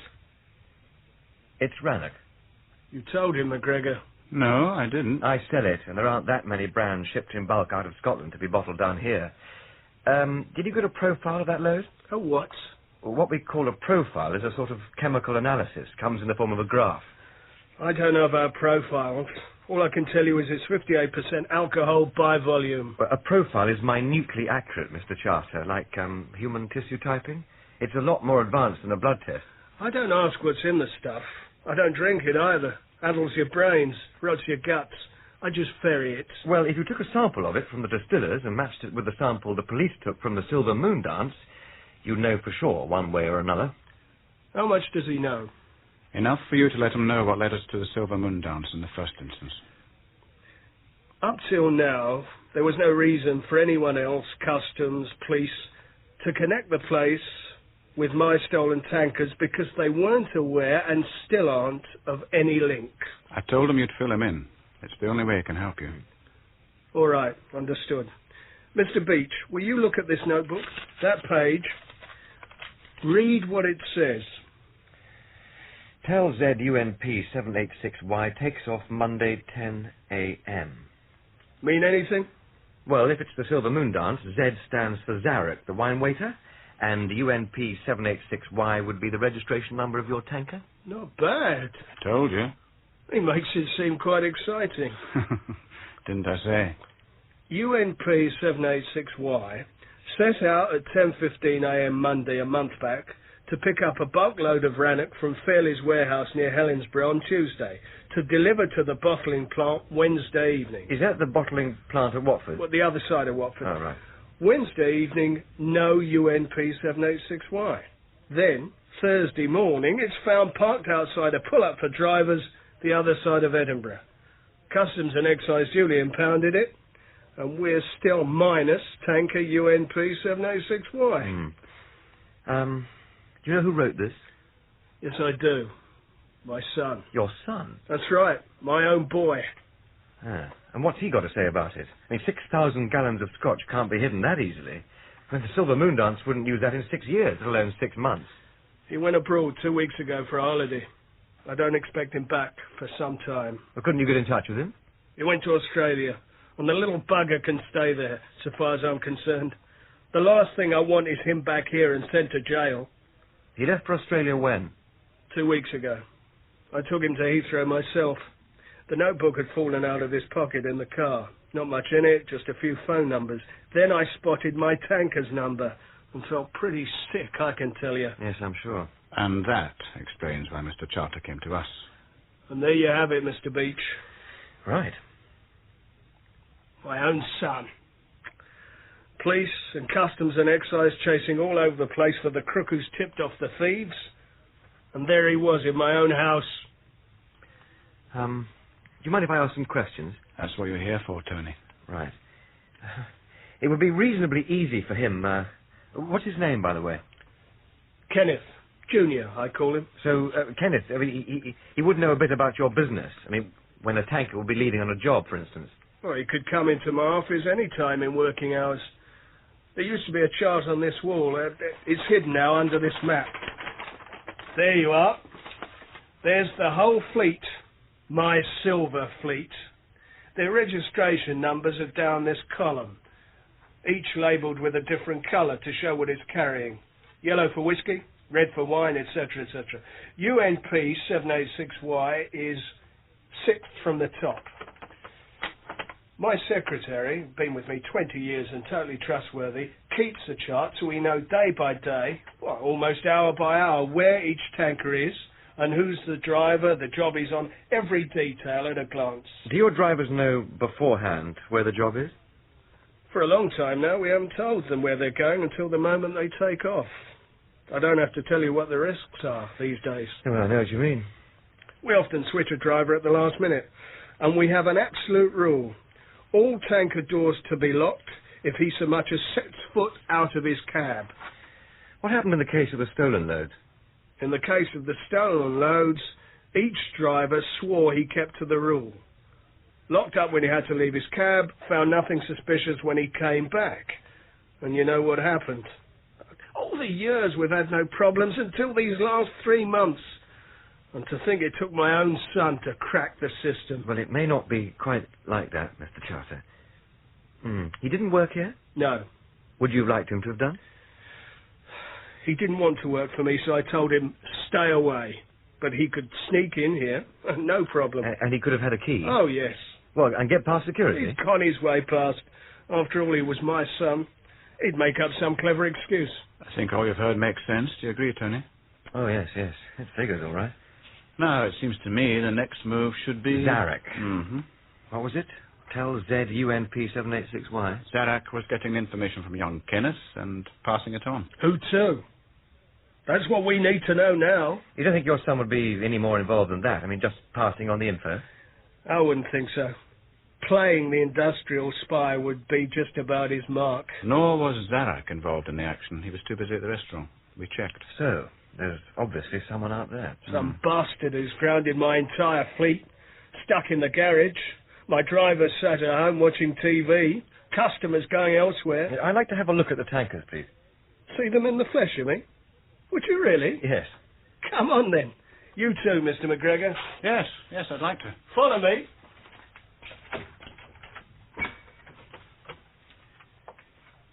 You can see the tank itself is oval in section and pretty solid on its chassis, with a low centre of gravity against overturning hazards. I noticed you've left all the bodywork unpainted. I said it was my silver fleet. Did you say you carried wine as well? Used to carry a lot once. Fetched it from France. Took it to shippers near here who bottled it. Now they bottle most of it in France, where half the bottling plants are scratching around for new business. Hard times, closures. Mm-hmm. See, there's no name and address or phone number on the tankers. No. It's all kept strictly anonymous. Part of the security. My son, the traitor within. How old is he? Junior? Yeah. Just turned 18, though you'd take him to be older, more like 25. Was he into drugs, do you think, Mr. Charter?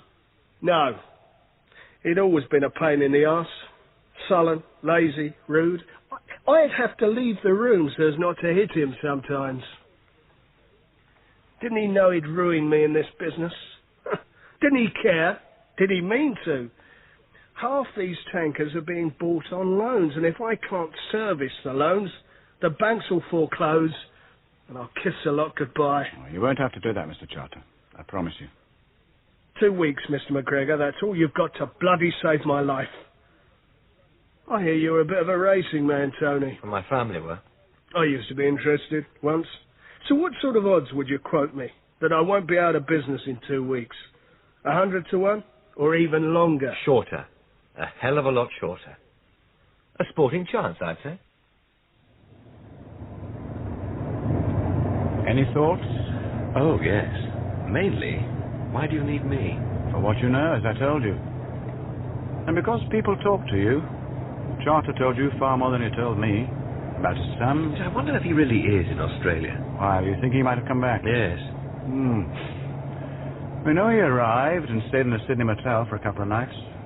After that, well, he definitely hasn't used his return ticket. In any case... Yes, that's what I'm afraid of. What? But what you're going to say. Charter's instructions are not to look for him. Right. Well, we would know if he came back. Yes, it's terrible. Hearing him talk about his son that way. Though the boy does sound pretty awful.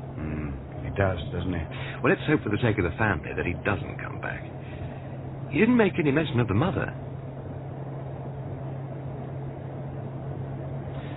It's all gone very quiet suddenly.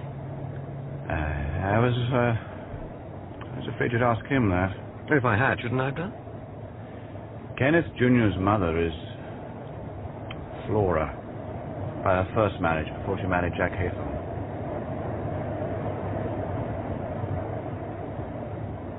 We drove back through the dark evening, with a storm blowing up ahead, while I recovered from the jolt Gerard had given me. He hadn't added much more. It seemed Kenneth Jr. had been responsible for his mother's health breakdown and the ultimate ruin of the marriage. What else did I know? Well, Charter had filled me in on the hijacking of his whiskey tankers. We'd pinpointed Zarek at the Silver Moon dance. He could obviously name who was behind the hijacking, and he was our immediate target. I said to Gerard I had 1 or 2 special customers looking in at the shop, and would he get me back by 7? I'd still held back from him about Detective Sergeant Ridger and what Flora had told me about Larry Trent. It was arranged we'd meet again next morning to plan our next move, and he dropped me at the shop. I'd only just got inside when the phone rang. Hello? Detective Sergeant Ridger here, Mr. Beach. I was wondering if you could come over to the Silver Moon dance. What, now? If you could, sir. But why? I'd rather explain that when you're here. It is urgent, sir. All right, then. With a mixture of exasperation and curiosity, I drove out to the Silver Moon dance. There were fewer lights on than before, and even less of an air of anything happening, though a police car was parked outside. I found Ridger in the wine cellars. What was in here yesterday? You came down for that wine, didn't you? What do you remember of the contents? What the hell's been going on? Well, someone's stolen every bottle in the place, along with the wine lists. Could you itemise what was down here? Well, I'll try. Well, we can use Trent's office if you like. More comfortable up there. Right.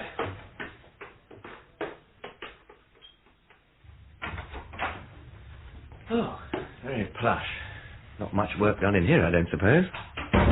Racing photos all over the walls. Bit of a gambler, I imagine. Yes, a gambler whose luck ran out. Head office must be fuming about all this. What did your friend Paul Young have to say, As a matter of fact, the telephone number he gave me is unobtainable. I've a man checking it now. He wrote it down himself. Yes, I know that. People do make mistakes. Well, their own number. Excuse me, sir. That phone number, it's been checked. Yes? Doesn't exist. Never has existed. Nor does the address. No such street. Thank you, Horton. Finished searching the place yet? Not yet, sir. Still one more office in the entrance hall, marked staff only. Well, get on with it, then. Sergeant? Shit. Yes, quite so. Well, I'll get on with that list, then. They did a pretty thorough job. You cleared the trolley in the dining room and the bar. Yes, highly methodical. Mr. Ridger, sir! Mr. Ridger, here, sir, quick! What the hell? What's the matter with him? You better go and find out. Oh, jeez. Horton? Oh, in there. In there, Sergeant. What is it, man? It's... Oh, God almighty. What? Oh, my God. Oh, I'm going to be sick. I've never seen anything like this. not an everyday sight.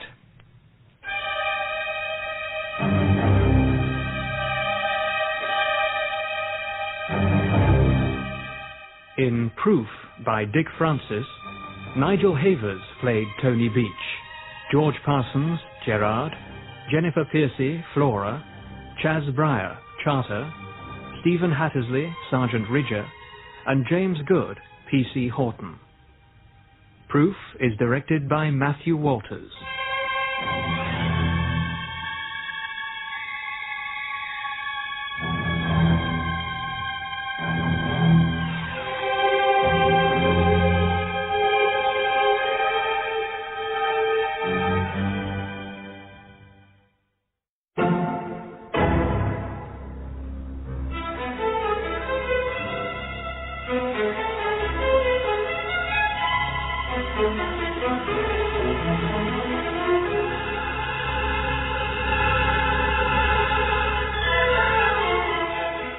Proof, the novel by Dick Francis, dramatised by Ernest Dudley, with Nigel Havers as Tony Beach. Part 4.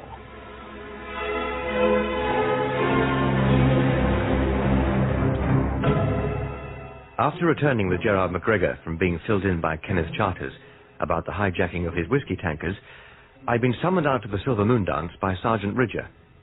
Someone had made off with their entire stock of wine, and Paul Young, from the head office, was not, it seems, all he was supposed to be. Mr. Ridger, sir, Mr. Ridger!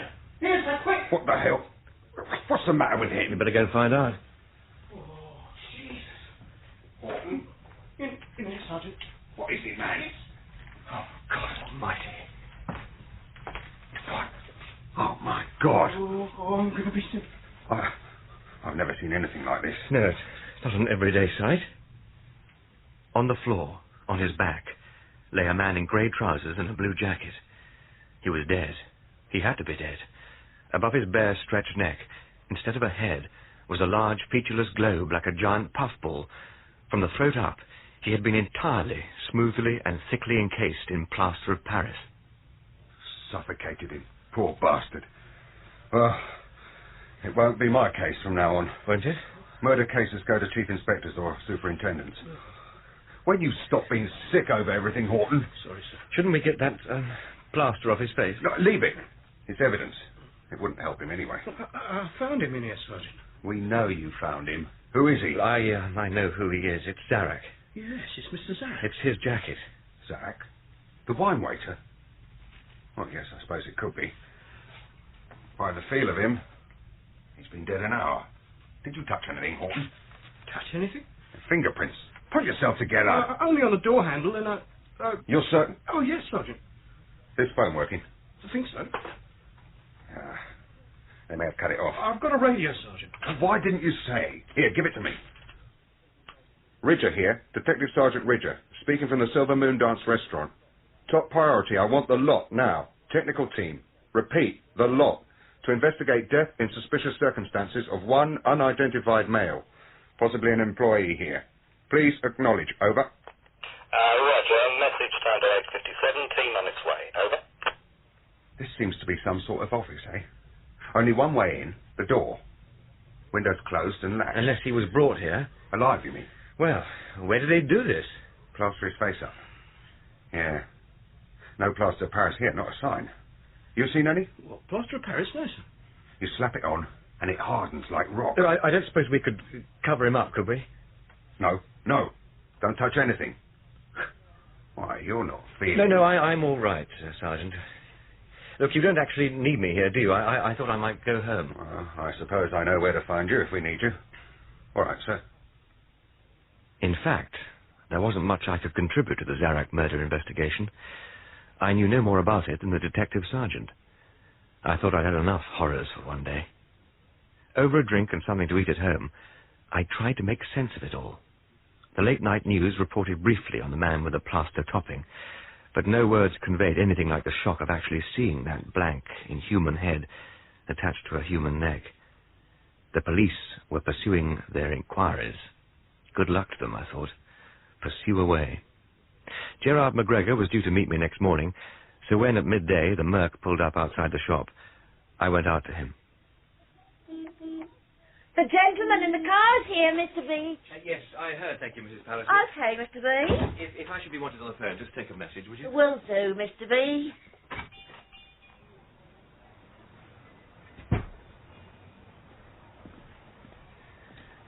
Morning. Morning, Tony. I thought we'd have a chat out here in the car. Sure. No interruptions. Oh. So, the Silver Moon Dance really hit the headlines. On TV, you mean? Mm-hmm.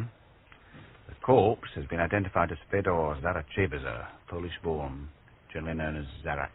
I was there, as a matter of fact. Yes, I know. And I rather wanted to...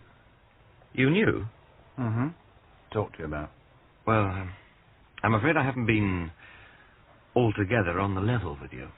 Oh. You're referring to Detective Sergeant Ridger? Well, you haven't explained how you knew I was there last night. Oh, well, Ridger and I are on the same track, but after different prey. Did they say anything on TV about the bottles of bogus wine and whiskey being swiped? No, but I happen to know it was. It's the Scotch we're interested in, the whiskey and charters tankers, which is getting itself hijacked. Which Ridger doesn't know about. And it's got to stay that way, or we've blown it. Right. That's what the deal with charter is all about. Totally under wraps. What did you mean you happen to know about the whiskey vanishing? What?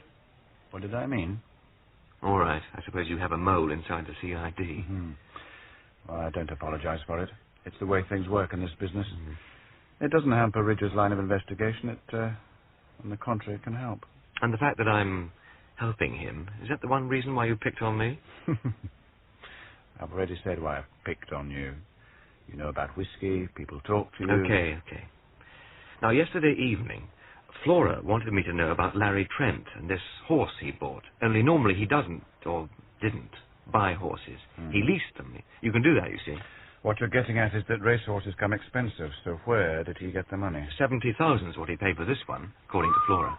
Yes. Now, Moon Dancer, its name was, and after he bought it, it's never been heard of since. Missing whiskey tankers and a vanishing racehorse. Put them together. What have you got? One hell of a mystery. Well, that's what we're in the business of solving. Yes, but where we're left now, with Zarak dead, we're that much worse off. Maybe.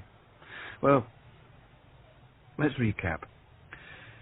We know Charter's son passed on vital information to Zarak, and we aimed to get to Zarak and squeeze him until he coughed up the name of the Mr. X, to whom he in turn was passing on the information. Right, yes, only Zarak goes and gets himself murdered. Yeah, which suggests that whoever killed him did so because he considered Zarak to be a threat.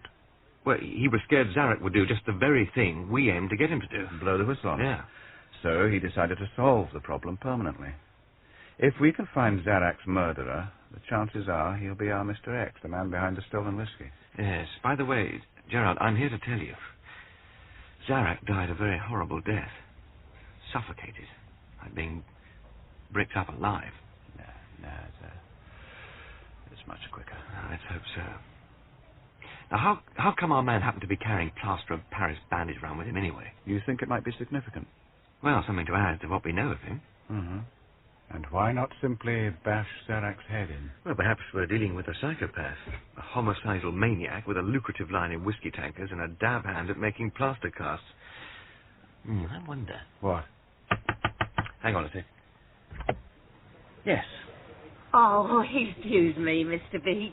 Morning, sir. Good morning, Mrs. Palliser. What is it, Mrs. P? Well, I'm sorry to interrupt you, but it's that gentleman again on the phone. He was very insistent. What, Mr. Ridger? Yes, Mr. B. Thanks. I'd better speak to him. Right, I'll be right back, Gerard. Okay. Hello? Good morning, Mr. Beach. I hope I'm not bothering you. What can I do for you? You're most helpful, sir. Could you call in this afternoon? At the police station? If you would. I believe you could be of some assistance in the matter of helping to identify a suspect in the Zarak case. Why, have you nabbed someone? Not yet, but we will, with your cooperation. Well, what time? Whatever suits you, sir. Well, 3 o'clock? See you then. Thanks. Anything special? He wants me to look in at the nick. Would I assist in the identification of a suspect? The suspect being? That was who I was going to... yes, you were going to say something before we were interrupted. Incidentally, does Ridger know I'm working with you? You can bet he's keeping tabs on you from the moment you clean your teeth till shut-eye. Who you meet, where you go. And Charter and his whiskey tankers, does he know about all that? Well, Customs and Excise, well, they put him in the picture. What about Charter's son? Now, that's different. Totally under wraps, as I said. It's got to stay that way. You were about to tell me before the phone call. Well, there's a coincidence, really. I was, saying to you about Mr. X. Being a psychopath with a penchant for plaster of Paris. Yes, I was just wondering about Paul Young. Paul Young, who's he when he's at home? Well, he came out of the woodwork yesterday evening. He represented the owners of the Silver Moon Dance. The owners? I thought Larry Trent owned it. Evidently not. He gave an address and phone number, which turned out to be non-existent. Oh, I see. So, if he murdered Zarak, you think he could be the bastard we're looking for? Well, let's give it a whirl. Supposing Young and Zarak spent yesterday removing all the wine and spirits from the Silver Moon Dance and making it look like a burglary. Mm-hmm. They'd have needed a van. A large one. And plenty of time. Well, they had all day, I suppose. Then they fall out over something like Zarak failing to come up with the latest whiskey info. Because Charter Jr. has failed to deliver, or Zarak tries to put the squeeze on him. Right, there's a nasty scene, and Zarak gets the chop. It figures. Our Mr. Young looks like a middle-aged businessman with a hearing aid, a black rose. Really? Yeah, I saw it on the way out. And a reason for carrying plaster of Paris. It's a pity we can't run it through the computer. Any self-respecting computer would come up with an ear, nose and throat consultant. You don't suppose... No, most unlikely.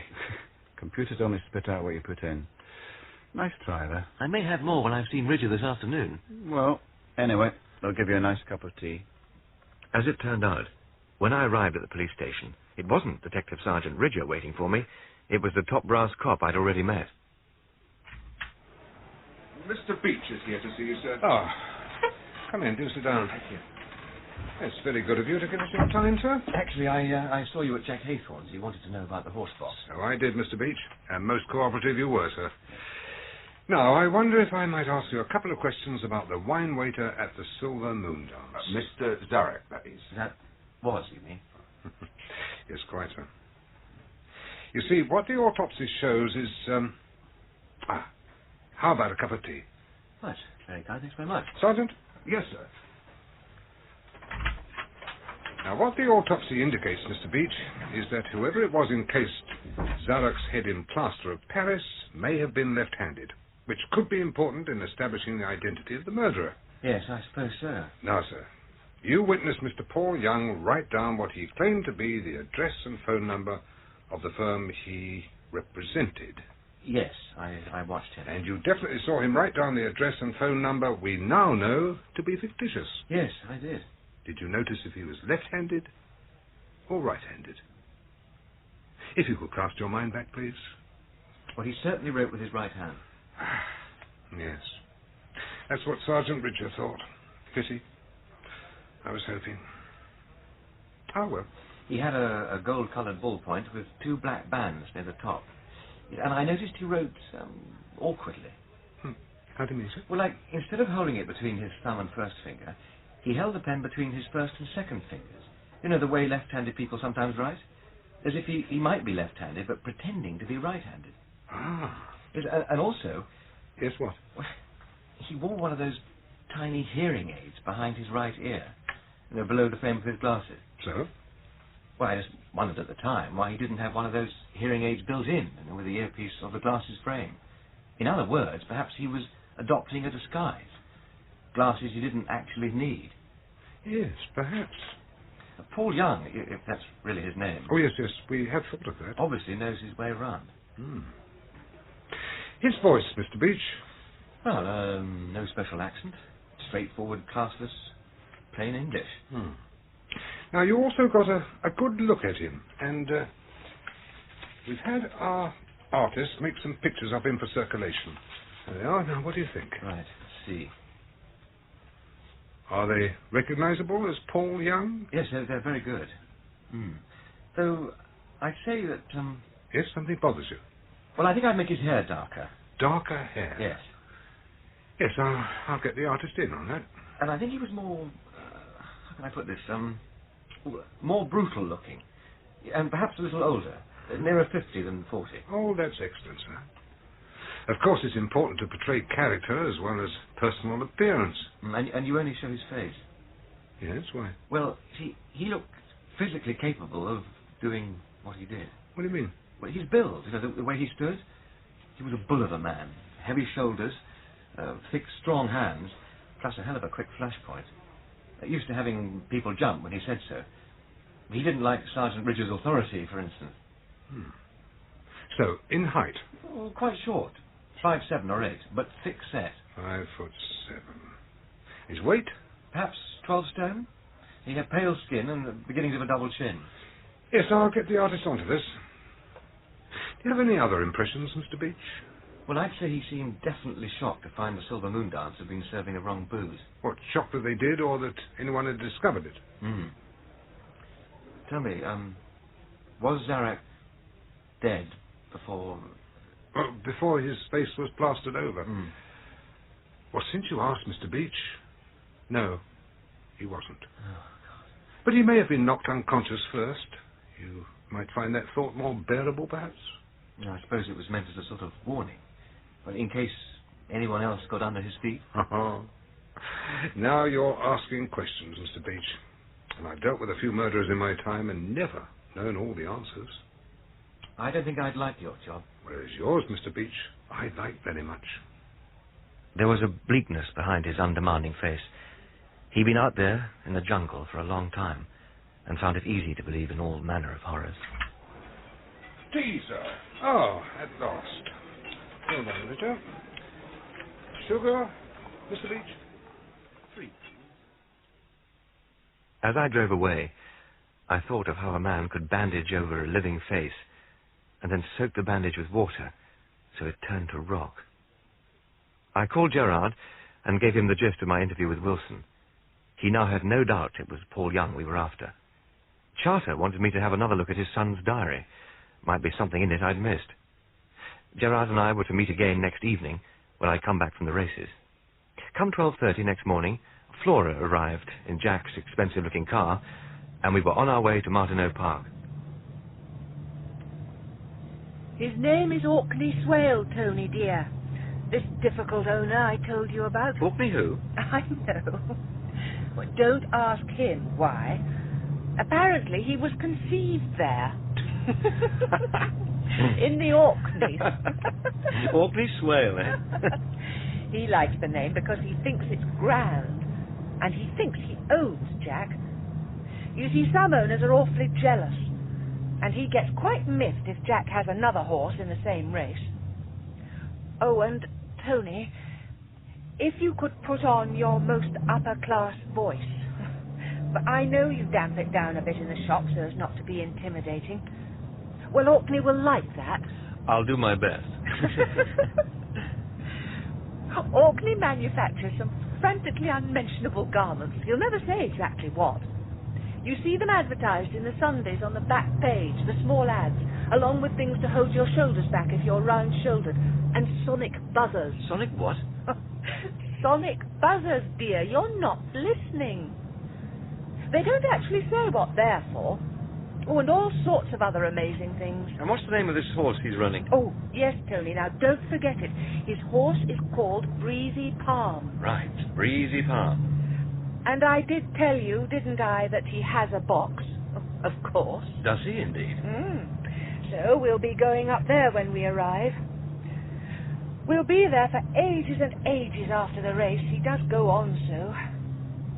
Horses are all he likes to talk about, which is what I can't do, as you know. So that's why you've asked me along. So this Orkney whale... Orkney Swale, dear. Orkney Swale. Can talk me into the ground about his horses, eh?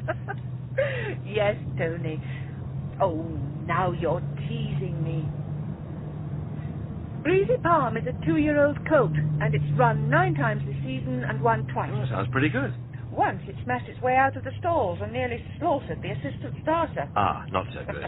But I shouldn't mention that to Orkney.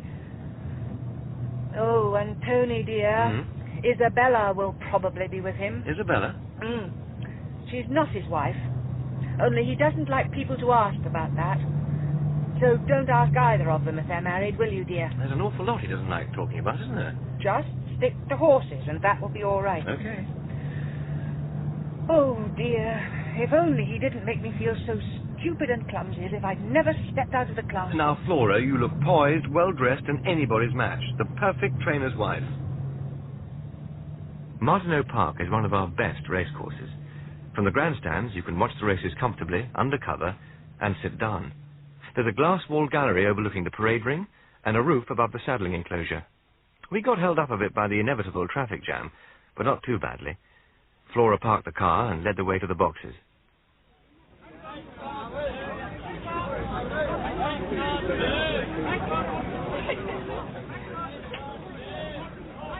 Oh, Orkney. This is Tony Beach. Orkney Swell. Jack's assistant?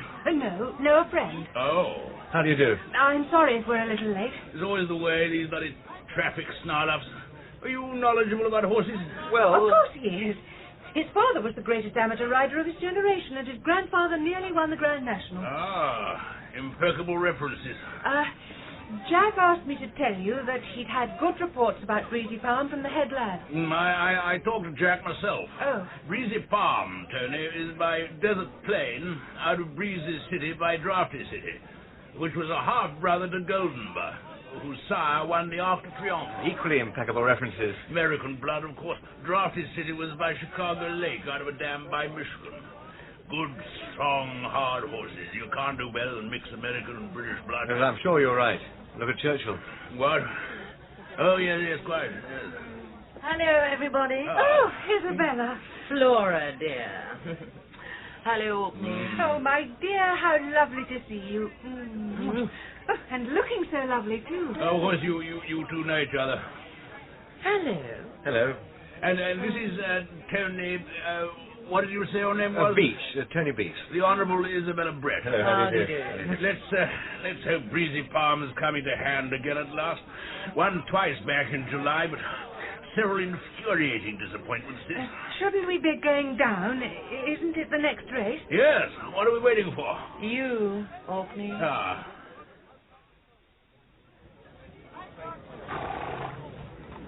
Thank God the going isn't too firm. I must have a word with that bloody jockey. If he uses his whip too much, I'll have him up before the steward. Oh, there he goes, blinding away at anyone who can't answer back. Well, I expect the jockey's heard it all before. Oh, he can be a cruel bastard. Worse than that, he's such a dreadful snob. Oh, there's the bell for them to mount up. Do we have to go up to the box to watch? Oh, you don't have to, Tony. I can go alone. No, don't be silly. Breezy Palm 7-1. Well, not the favourites, but fairly well backed. Jack says several other runners have won before. Well, I've done all I can. Flora, I forgot to ask Jack over the phone. Has he found someone to lease my filly? He'll do it as soon as he's home, I'm sure. Well, I hope he will. Orkney owns one of the horses Larry Trent leased, Tony. Right.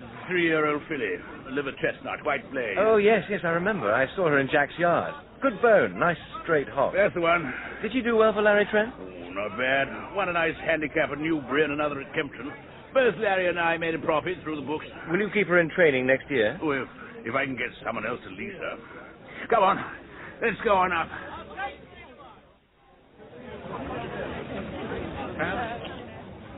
God, what I couldn't do to a large gin. Anybody else? Flora? Oh, not for me, Orkney, thank you. I'll join you. Scotch for you, Thanks, yes. There'll be food afterwards. Oh, great. I couldn't eat a thing. Well, I'm famished. Thank you. There we are, my dear. There we are. Oh, well, here's hoping, Orkney. Thank you.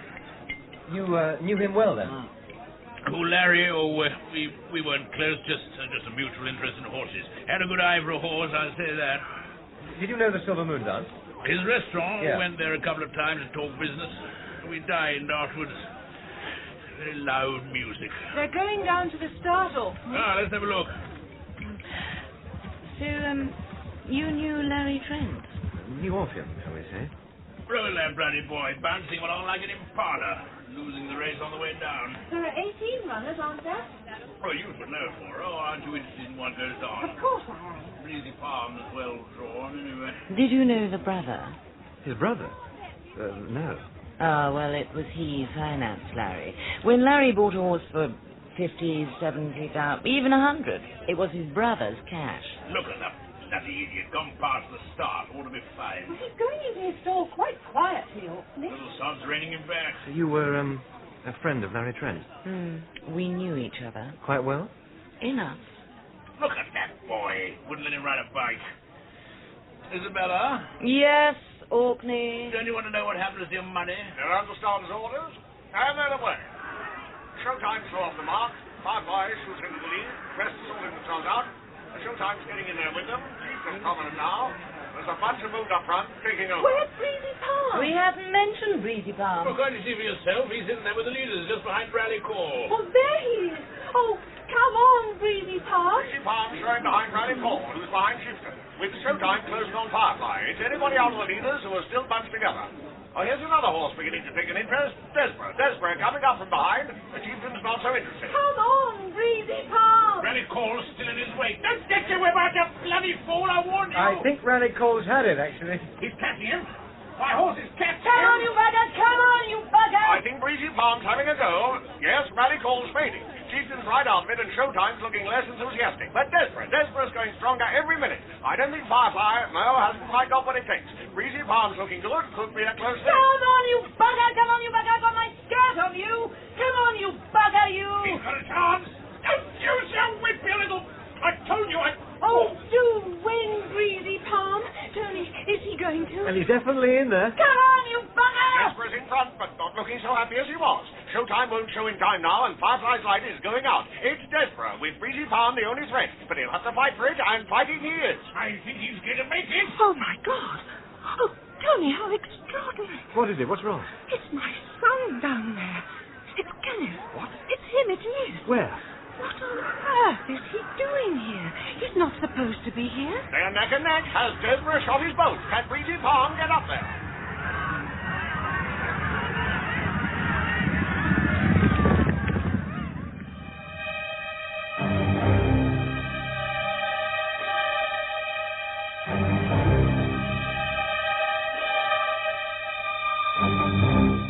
In Proof by Dick Francis, Nigel Havers played Tony Beach, George Parsons, Gerard, Jennifer Piercey, Flora, Stephen Hattersley, Sergeant Ridger, James Good, P.C. Horton, Sheila Grant, Mrs. Palissy, Manning Wilson, Chief Superintendent Wilson, Edward D'Souza, Orkney Swale, Avril Clark, Isabella, and Michael Kilgariff, the racecourse commentator.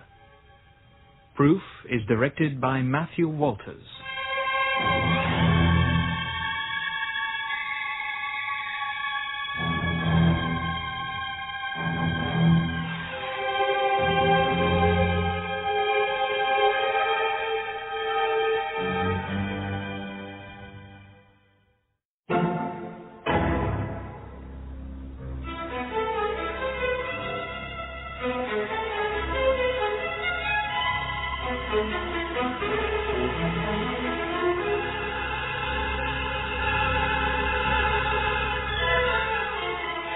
Proof, the novel by Dick Francis, dramatised by Ernest Dudley, with Nigel Havers as Tony Beach. Part 5.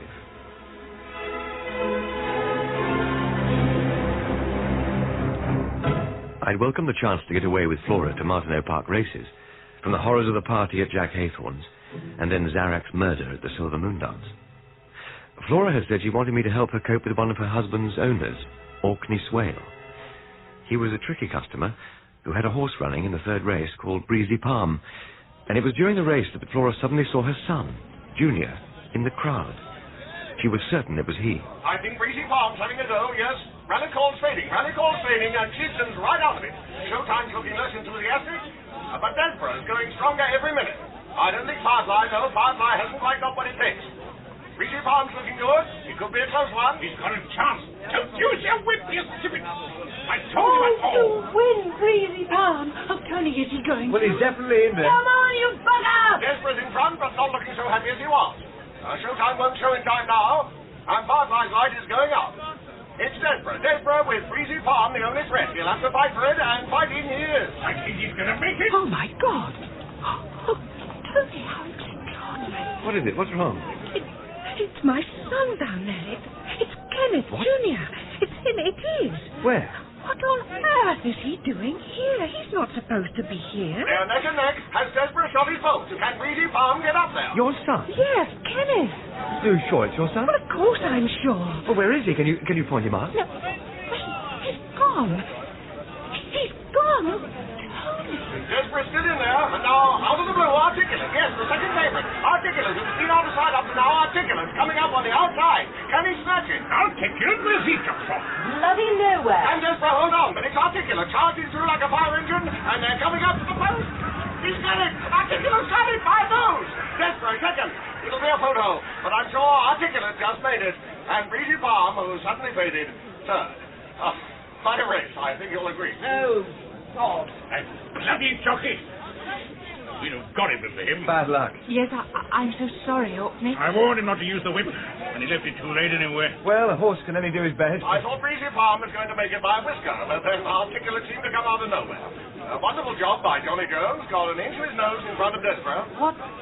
What will you do, Orkney? What do? What do you mean, do? Well, I mean, will you go down and... We'll go down and congratulate the bloody jockey. Well, I'm sure he did his best. After all, he was... He left it too late, I tell you. I know that horse. If he'd got the message just a few seconds before, he'd have won it. Well, you told him not to hit the horse. You can't have it both ways, Orkney. You know nothing whatever about it, my dear. Well, after all, he was beaten by the second favourite. No excuses. When it's close like this one was, the jockey who wins the race. I'll go down, shall I, Orkney, just to say a word? If you've got the right jockey on board, what? What do you say? Oh, yes, we'll do as you please, Flora. I don't want to know. I'm sure Jack would want me to. Shall I come with you, Flora? Oh, would you, Tony, dear? Yes, I feel I must. Sure. Come on, then. Thank you. Result of the photograph confirms Articulate first, Desborough second, third place, Breezy Farm. Distances short head, half a length. And the prices, Articulate 7 to 2, Desborough evens, Breezy Farm 7 to 1. Oh, thank God you're with me, Tony. What can I do about Junior? Well, I don't see what you can do except wait for him to get in touch. Yes, but why is he here? I thought he was in Australia. Oh, really? Oh, I mustn't load you with my troubles. Only, you see... Well, he's been up to something. Oh, I don't know what, but his father thought a holiday. Oh, I see, yes. So he packed him off to Australia. He went, I know, 2 weeks ago. Yes, but are you quite sure it was your son? Well, of course, I'm absolutely sure. He was down there just below us. He looked up. Did he? Yes. I'm sure he saw me. Did he wave or smile? No, he didn't. When he saw I'd seen him, he turned away. Oh, and then there was all the excitement of the race, and then when I looked again, he'd gone. It's all right, Flora. If he wants to get in touch with you, he will. Yes, but Tony, he is supposed to be in Australia. His father paid his fare and everything. Well, perhaps he didn't like Australia, and I believe some people don't, you know. Yes, I'm sure it's the best thing for him. But when his father had gone to all the trouble and expense... Well, I expect he'll get in touch and explain everything. You don't think it was him, do you? Well, if you say so. Oh, dear. Look, I must go. I must speak to Jack's head lad. It was most upsetting Breezy Farm didn't win. I thought he was just going to... Yes, I know, but you know how things are. Anyway, I'm glad Orkney decided against having a word with the jockey. He would have been most unpleasant. The only one who seemed to take it all philosophically was Breezy Palm himself, sweating, tossing and skittering about. The jockey was quite pleased with his performance. In fact, what the horse had lacked, he thought, was experience, but he had the heart. When we returned to Orkney's box, there was food and drink going round. Orkney was complaining about the caterers. Why, it's disgraceful. The buggers charge bar prices. 150% profit on a bottle of scotch. Well, caterers do have big overheads, of course, but to charge by the tot in a box... Outrageous. I spoke to Larry about it, but it's nothing to do with him, of course. Larry? He'd taken over supplying the caterers with booze. In the old days, one brought one's own food and drink, but now the caterers have an absolute stranglehold. It's local people who should be providing the drinks, not this huge conglomerate. Yes. If enough people complain to the clerk of the course, I don't see why I shouldn't get the system put back to the old ways, do you? Well, it's worth a try. Still, the food's excellent. Yes, Isabella, the food's all right. Damn shame about Breezy Palm. He's lost his action. Back in July, when he won, he had a better stride, much more fluent. Yes, I thought he ran pretty well in a strong field, especially since he's only a 2-year-old. That's just the problem. He might be better next year. You think you've got a world beater, and then they start developing unevenly. You won't keep him, then? He might be worth it. He fought to the end, definitely not a quitter. He's going to the sales next week. The reason I wanted him to win today was to put his price up. Jack knew that, didn't he, Flora? Oh, what, Orkney? I said Jack knew the idea of entering him in today's race was, if he won, it'd put his price up. Oh, yes, Orkney, of course. Larry Trent might have leased him. No, sell and buy yearlings, that's my preference. Different runners each year, more interesting. Didn't Larry Trent sometimes buy horses at the sales? Larry Trent, yes. Good eye for a horse, poor fellow. Bought horses for his brother. His brother? It was he financed Larry. When Larry bought a horse for 50, 70,000, even 100, it was with his brother's cash. Horses in training they were. 3-year-olds, ship abroad. Oh, I see, yes. I only buy yearlings, of course. Get bloodstock agents' tips. Was his brother in the restaurant business? I don't know. His trouble was he couldn't pick 'em. At least that's what Larry said. The one thing his brother couldn't do. Whereas Larry could. Oh, would you ask Jack, Flora, if he's got any ideas? Now Larry Trent's dead, who else could take on Breezy Palm? Yes, I will. I'll tell him what you say. I know he'll be awfully disappointed about today. Wasn't it awful about Larry Trent? Well, as you say, he'd most likely have leased Breezy Palm. Have some smoked salmon, Tony. Thanks very much. Rather good. I like the way you stood up for Breezy Palm. Well, considering how immature he is. He's been over-raced. I thought he did quite well. Got a lot of heart. Orkney doesn't give a sod. All he wants is for his horse to win so he can flog it for a fat profit. Well, I don't suppose he's the only one. Did you know Larry's brother? Well, half-brother, really. But always known as his brother. No, I don't think so. What was his name? David, somebody or other, I think Larry said. I've never met him. Larry just talked about him quite a lot. Sounded envious to me. Really? Why was that? A big brother. Rich, powerful, successful. Devious, too, by the sound of things. Well, hard to live with. Want to know how you sell a racehorse abroad? To California? A racehorse like Moondancer, for instance? The jockeys have mounted and they're going down to the start for the fourth race of this afternoon's meeting in the Tideman Handicap. It's run over 1 mile, 2 furlongs, and there are 10 runners in the press.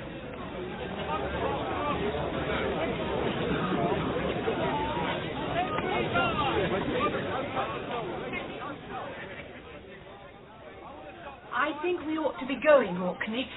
Yes, we will be running along. I have got a lot to tell Jack. Let him know I don't blame him for this afternoon's fiasco. No, of course not. And I'll tell him what you say about you wanting to sell Breezy Palm. You do that, and as soon as maybe, tell him. After all, I'm sure we did our best. Except that damn jockey. Good to have met you, Tony. Anytime you're here with Flora, glad to have you. Thanks very much.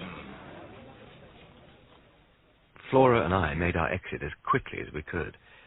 The shock of seeing her son, and she'd been very definite about it, plus the general excitement over Breezy Palm, had shaken her.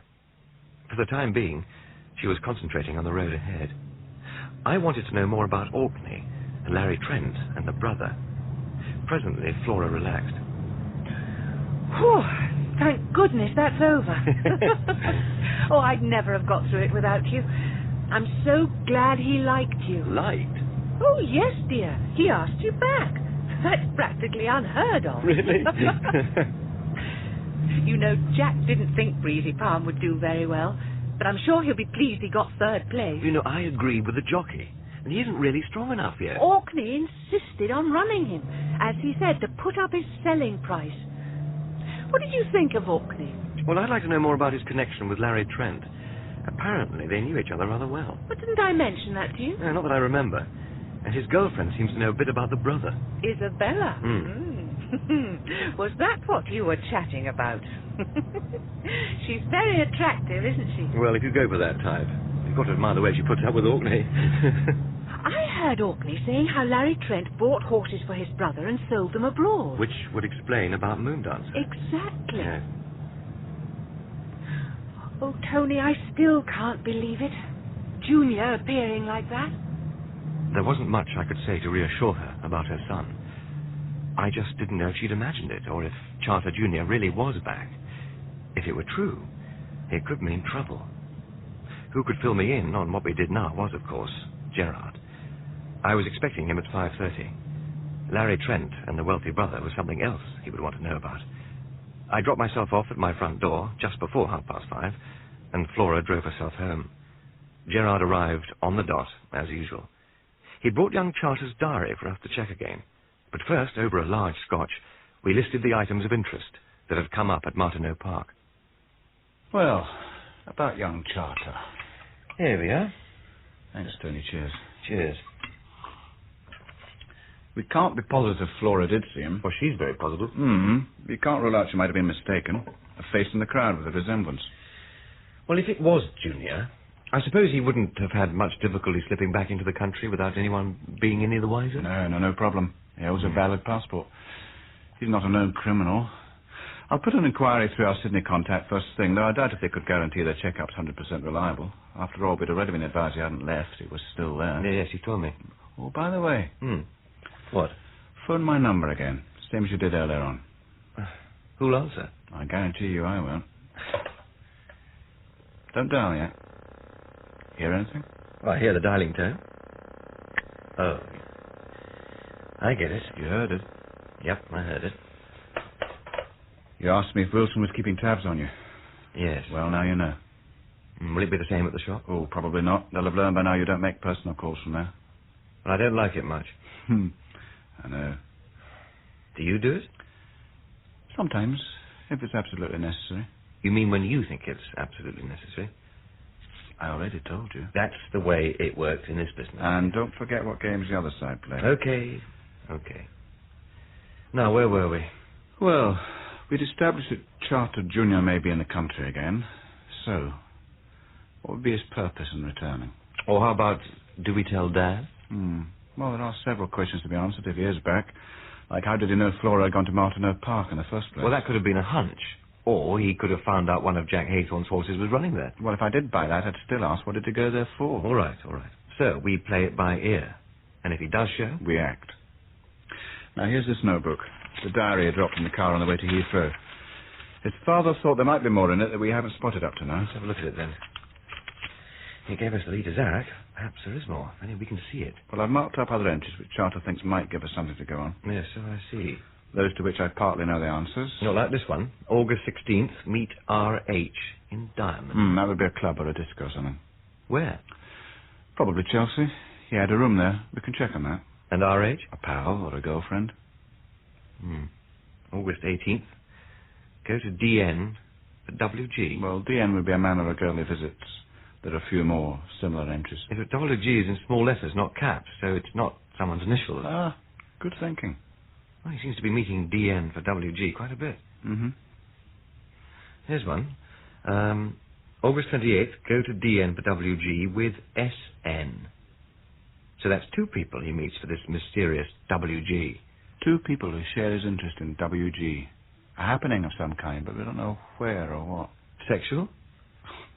3 people? Well, it's been known. Well, one thing we've got. What's that? If he has come back, this is what he's come back for. His diary. Yes, and he's guessed his father had it. Went to Martineau Park to ask Mum if she'd get it for him. Then chickened out? Well, I suppose it's possible. If we knew what W.G. stood for. And who D.N. was. Only one bit of the jigsaw missing. Where does Paul Young come into it? Well, that's where Junior's diary might give you something to work on. Yes, go to D.N. for W.G. doesn't immediately seem to tie him with Paul Young. Hello? Mr. Beach? Yes? Detective Chief Superintendent Wilson here. Good evening. Good evening, Mr. Beach. I hope I'm not disturbing you. No, not at all. I'm just relaxing over a large scotch, as a matter of fact. I called in at your shop this afternoon, but was informed you were away. Well, what did you want to know? Oh, it's just your bottles of wine we've got at the station. We've finished with them. Done all the tests we need. You can have them back whenever you like if you still want them. Yes, of course. I'll call and collect them. Oh, thank you, sir. That's most cooperative of you. Good night, Mr. Wilson. Wilson? Those bottles of wine. I'd almost forgotten about them. They're at the police station. I'm going to collect them. The fake stuff? Yes, the only evidence he's got once the thieves took the rest from the Silver Moon dance. Now, where were we? The diary. Oh, yes. You'll leave it with me. I'd have to give it further study. Oh, that's why I brought it, for you to run your eagle eye over. WG. If only we could solve that one. Did you know that Larry Trent had a brother? No. Why? Well, I met a man called Orkney Swale at Martineau Park. Jack trains for him. He had a horse running. Yes, Flora's mentioned him. And also his girlfriend. She put me in the picture. Mm-hmm. Larry said his horse dealing was financed by his brother, which explains how he was able to buy expensive racehorses. Do you believe in this, brother? Could be pure invention. Yeah, could be. But one thing ran true. Oh. Orkney said Larry bought horses for his brother because his brother couldn't tell good from bad. About the only thing he couldn't do, he said. Now, that sort of grudge sounds like a real brother to me. Or at any rate, a real person. A partner, maybe. You mean he acted as laundryman for this brother, investing the illegal money they needed to hide? Now, the brother sets up the whiskey hijacks and supplies the cheap wine, while Larry Trent sells the stuff in his restaurant. And they launder the proceeds by investing in racehorses. But then what do you do with the racehorse? You want to know how you sell a racehorse abroad? I can hardly wait. Orkney's lady, Isabella, filled me in. Larry Trent bought a horse called Moondancer at Doctor's Moondancer? Mm-hmm. Flora told me about it. Oh, don't think he bought it for sentimental reasons. There was nothing sentimental about Larry Trent. I can believe that. He knew a good horse when he saw it, and that was his special talent. And Moondancer was a good one. So, you've got your horse, and you want to send it abroad. The next thing you need is a shipper. A shipper, right. Now, every racehorse has a passport. You know, like you have a passport, I have a passport. If you say so. And not only a passport, but masses of bloody export documents besides. You see what I'm getting at? Well, I'll draw you a map. Most kind. The shipper who shipped Moondancer would remember him. Larry Trent always used the same one whom he could trust to see his horses were specially cared for. So he set up a line along which he passed everyone he bought. So all you have to do is check out the shippers, and there aren't all that many. Check out the Californian agent who received Moondancer, and you just might know whose cash bought the horses in the first place. The owner for whom Larry Trent was acting. California. That's where the cash is. On the hoof, as it were. Everything starts to point towards Larry Trent's brother. Well, half-brother, really, but always known as his brother, apparently. And his name? Isabella didn't seem to know that. David something or other, she said. Not necessarily Trent, if it's a half-brother. Quite. Wait a minute. What? The diary. What is it? Go to DN for WG? David N, perhaps? Well, perhaps. Just as easily Daniel, I'm afraid, or Deirdre. Oh, well, you're going to be pernickety about it.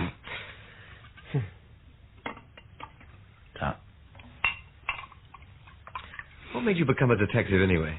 Investigative consultant, please. Sorry. Well, I was at business school. Done an accountancy course, but wasn't much looking forward to being an accountant. I mentioned to an uncle I thought I'd like to join the police, and he said, why not the business police? I didn't know what he meant, but a friend of his steered me towards an agency for a trial year, and, well, that was that. Any regrets? No. I was brought up to respect that old-fashioned virtue, fair play. Oh. Well, I seek to restore fair play in a world which tends to think anything goes. I only achieve a bit, here and there. But whether you regard criminals as victims of their environment and all that, or as villains who simply choose to put their fingers on someone else's till, the fact is they damage everyone in their path.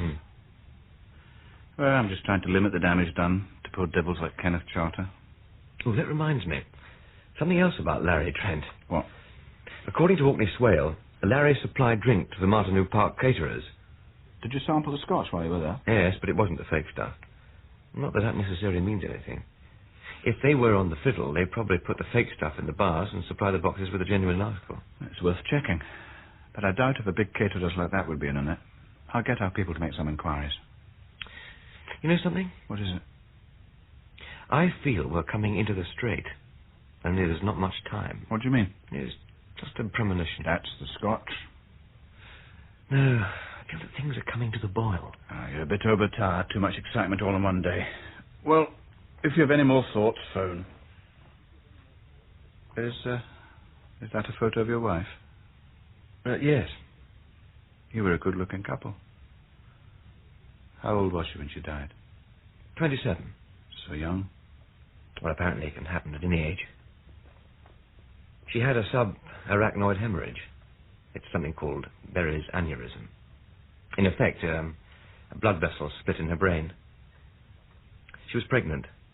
They couldn't save the baby. It was too soon. In another month, perhaps. Life's most unfair. She'd been having headaches on and off for ages. And then backaches. Nothing specific. Everyone put it down to her being pregnant. And then one Sunday, when she was nearly 6 months, she woke up with one of these headaches. They got worse and worse. And I tried to get a doctor, but, it was Sunday afternoon. And then by the time an ambulance came, she was in awful agony. And there was nothing I could do. My dear man. She was in a coma for 4 days. They let me stay. Blood had been leaking into her brain and down her spinal nerves for ages. Even if it had been diagnosed earlier, they couldn't have done much. Perhaps it was better we didn't know. But I'm sorry, I didn't mean to talk about that. No. No, Flora told me you clam up, she says, if anyone asks. No, but this time, telling you has been a sort of release. Good. And being alone? Oh, I'm an only child. I never minded being alone until I got used to something else. But I'm basically all right alone. And I will be again. In the end. We're all alone. In the end. Good night, Tony. Oh, good night, Gerard. He drove away, and I locked up, and started tidying up, while I tried to sort out in my mind what had happened that afternoon. Flora, so certain she'd seen her son, and his diary. What did WG stand for? Orkney and his racehorses. I'd enjoyed that part. Breezy Palm doing his best, refusing to give in. And then Emma began to fill my thoughts. Normally, I said the absolute minimum whenever anyone had asked about her. But to Gerard, after months of silence, I found myself telling him more than I'd ever said before. Wanting to and not wanting to. Keeping my voice steady and not to cry. For God's sake, don't cry. And telling him all that I'd lost. All that might have been. Then the bloody phone again. Hello? Tony? Is that you, Tony? It is Henri Tavel. Henri. I have this news for you about the wine label. Ah, tell me, Henri. It is shocking, mon cher Tony.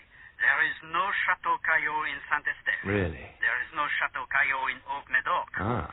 There is no Chateau Caillot in the whole region of Bordeaux. Well, I thought there mightn't be. As for the négociant Thierry et Fils, there is no person called Thierry who is négociant in Bordeaux.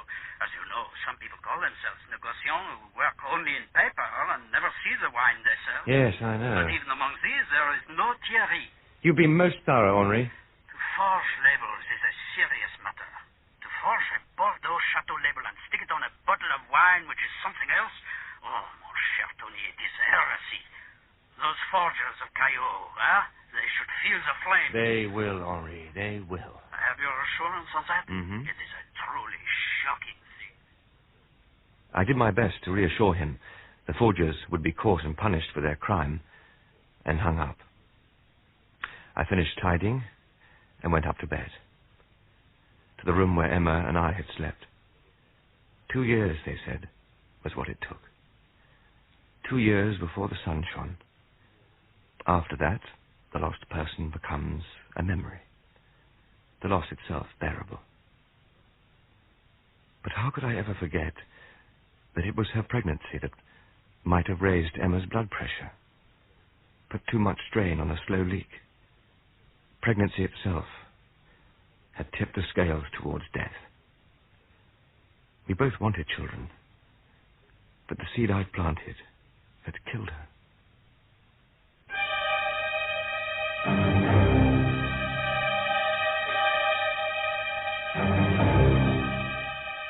In Proof by Dick Francis, Nigel Havers played Tony Beach.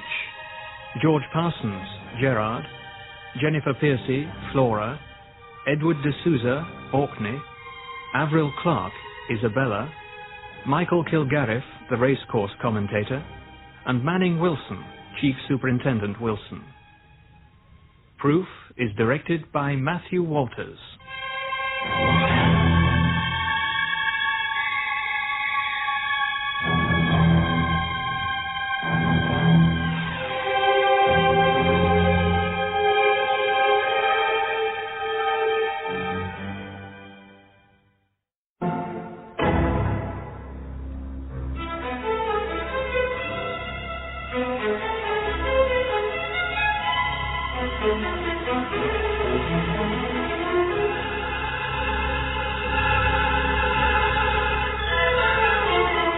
Proof, the novel by Dick Francis, dramatised by Ernest Dudley, with Nigel Havers as Tony Beach.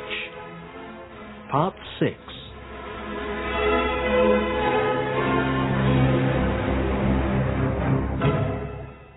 After spending the day with Flora at Martineau Races in the company of the extraordinary Orkney Swale, I chewed over the fat with Gerard in the evening, absorbing the news that Flora's son, Charter Jr., may have returned from Australia and trying to make sense of his diary.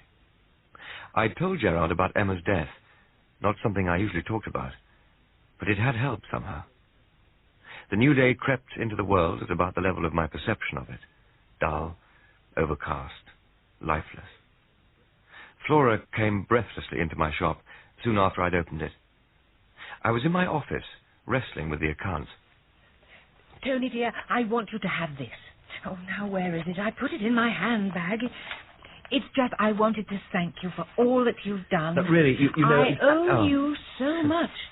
Well, you've coped with everything, especially Orkney. No, there's no need. I enjoyed it. Oh, I've got it. What is it? Open it, dear, and see. Oh, I do hope it's what you want. Oh, dear. I'm sure it is, but I really don't now, deserve it, don't Flora. argue. It's for you. Gift wrap, too, eh? It's very small. And I know it isn't Christmas yet. And I expect you've got one already, but I'll have my hands full when Jack's home, so I thought I'd bring it in now. Oh, a penknife. Flora, that's just what I wanted. Oh, Tony. Oh, but you have to give me a kiss. In exchange. Or something. Well, a penny it used to be, or it'll cut short your good luck. Oh, a silver penknife. Thank you so much. It's very sharp.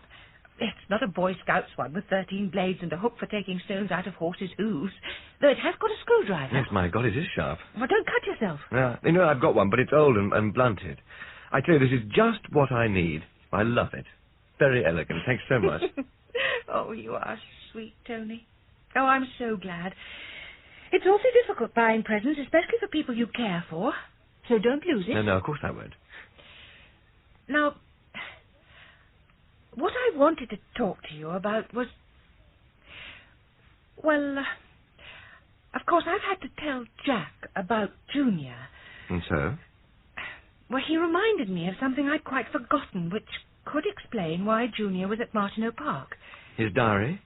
He wants you to get it back. Diary? That's right. How did you know about it? Well, I'm learning things. Oh, he always kept a diary full of silly secrets, you know, when you're young. Yes, I know. You see, he left it behind. His father found it. But it wasn't that. No, Jack reminded me that Junior knew Larry Trent. You see, Kenneth, Junior's father, used to be interested in horse racing. Oh, well, that can't be bad. He gambled a bit and then wanted to become an owner. Oh, horses are in his blood, that sort of thing, and that's how Jack and I first met. Are horses in Junior's blood, too? No, they're not, as a matter of fact. It's a pity. I always felt if it had been, well... Oh, anyway... But why should he turn up at Martineau Park? Because he was a friend of the late Larry Trent? Well, perhaps he'd heard he'd been killed at the party and wanted to know how it happened. Yes, that's a possibility. But why didn't he try to see you? It could have been because of Orkney. Orkney? Well, he was a friend of Larry Trent's. Yes, I know. He mentioned it yesterday. But why should he have scared off Junior? Well, it could be if he knew about whatever Junior's been up to. Orkney knows he's your son, has he? Well, Larry Trent may have told him. People know I've been married before. They know I've got a son. Flora, what do you want to talk to me about? What do you mean? May I ask you something? Have you spoken to Junior since his return? I mean, has he contacted you? Flora, I'm so sorry. Try not to let it upset you, please. He's not bad, really. He just does silly things. I tried to tell him that I loved him, Tony. I always will. I only want to help. Yes, I know, of course. And I'll do all I can. Oh, you're so good and kind. Now, what did he say? What? When he phoned. He did phone, didn't he? Yes. About his diary. He phoned about his diary, didn't he? Well, it is his. And what's his, he wants back, That's what he said. It's private property. It belongs to him. Yes, I can hear him saying it, and you've got to get it for him. He thinks you've got it, Tony. Is that what he said? Yes. Well, what gave him that idea? Well, you have got it, haven't you? What gave you that idea? Well, I know his father hasn't because he told me. Charter told you himself? When was this? Well, he didn't tell me exactly. Well, how did he put it? Kenneth, Junior's father. Well, that's who we're talking about. Now, come on, spell it out in plain, simple words so I can understand. Oh, Tony, you do go on at me. Well, it was after Junior called me. Well, that was last night. Yes, about midnight. And he told me he was desperate. He must get his diary back. It was his, and he wanted it. He was so upset. He was sobbing over the phone. It was life and death, he said. Now, try to relax, Flora. That's why he came to Martineau Park. Then he saw Orkney and you. And he asked who you were. I said you were a friend. So you had quite a long, cosy chat. Oh, you don't understand. Poor Junior, he sounded so... Oh, it was awful. He needed sympathy and love. So, after he got all this information out of you, you spoke to his father? Yes. Yes, I phoned him straight away, and he said he hadn't got it, and if he had, he wouldn't have given it to me. Yes, I can understand that. So that meant he'd given it to Gerard. But a security man, and you're helping him. So I put two and two together, and... Well, I had this idea that you might have it. Well, you know how my mind works, Tony. Yes. You see, it mustn't get in the hands of the police. Police? Is Junior...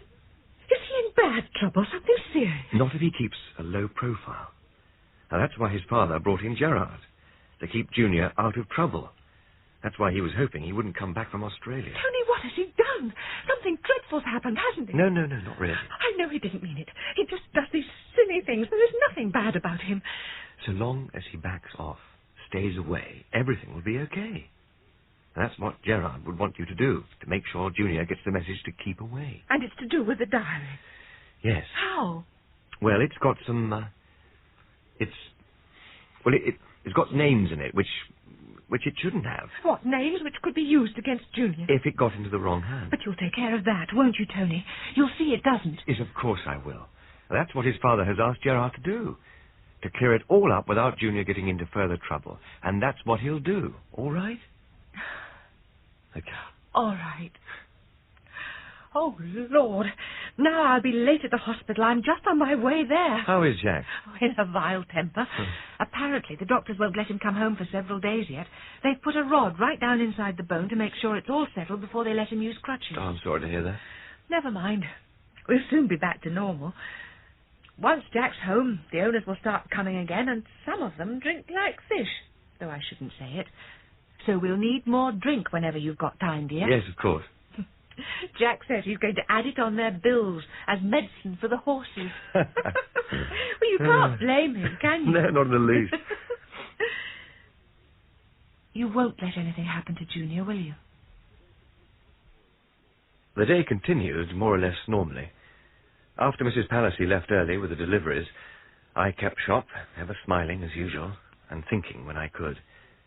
Shortly after 8, Gerard walked in, looking tired.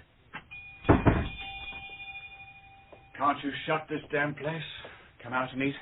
Yes, I suppose so. Somewhere quiet. I want to talk. Well, we could take a Chinese back to my house if you'd like. There's a good takeaway right next door. Sounds good. I just need to fiddle with the till and lock up. I won't take long. Fine. I'll buy the food while you're doing that. What do you recommend? Well, crispy duck, Peking prawn and beef in oyster sauce. What wine would you drink with that? Bergerac. Côte de Ventoux, perhaps.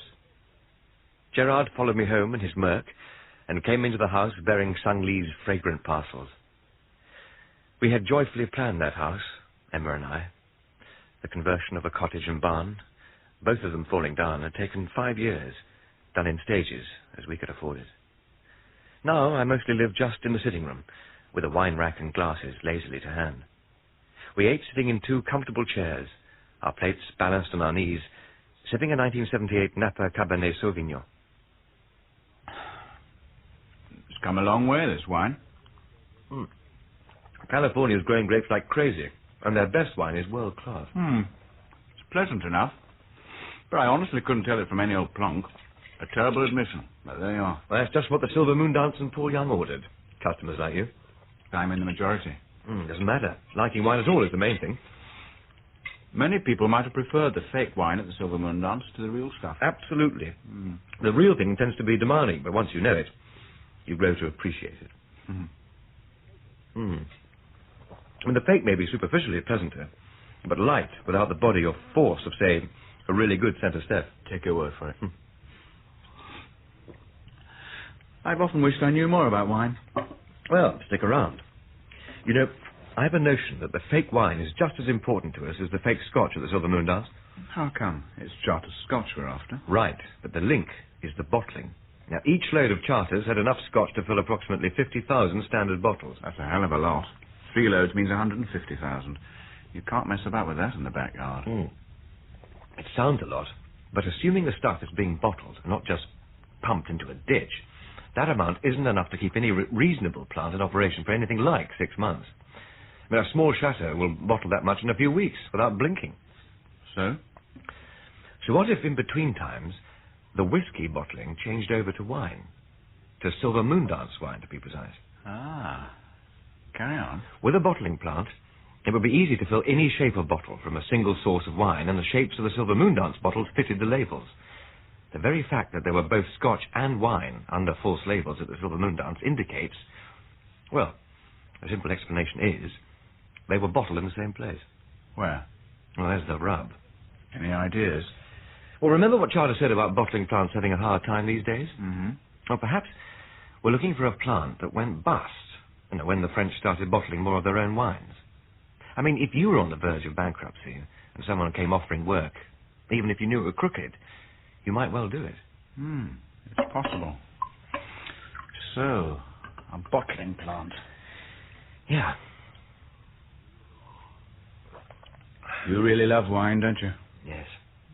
Nature's magical accident. What? Well, the fungus on grapes turns the sugar in grape juice into alcohol. The result is delicious. No one could have invented it. It's just there. A gift to the planet. But there are all sorts of different wines. Oh, sure. Because there are different sorts of grapes. But a lot of champagne is made from black grapes. So you see, things may not be as they seem, which should please you as a detective, eh? As a detective, what pleases me is proof. If you mix a liquid with gunpowder and ignite it, and it burns with a steady blue flame, there's your proof. Proof of what? Proof that the liquid is at least 50% alcohol. And that's how they did it 300 years ago, when they first put a tax on distilled spirits. 50% alcohol, 100% proved. And now they measure it with hydrometers. Less risky than fire and gunpowder, I should say. Gunpowder is something we don't need. By the way, Charter Jr. has made contact with Flora. Eh? Yes, I saw her this morning. He'd rung her. Then he definitely is back in England. Well, it seems so. What did he want? His diary. It seems he's pretty desperate. That figures. After all, it ties him in with Larry Trent's brother, and if Larry's brother is who I think he is... The gent with a liking for black Rolls Royces and plaster of Paris. David something or other? Also known as Paul Young. Quite. Then young Junior knows he's been mixing with a very nasty man indeed, assuming he's heard all about the end of poor Mr. Zarak. And he won't be keen for a diary giving times and places of meetings with Paul Young to get into the wrong hands. Well, Flora was anxious that I should see that it doesn't. No problem. We're answerable to Kenneth Charter. And all he wants is an end to the hijacking of his scotch. Hello?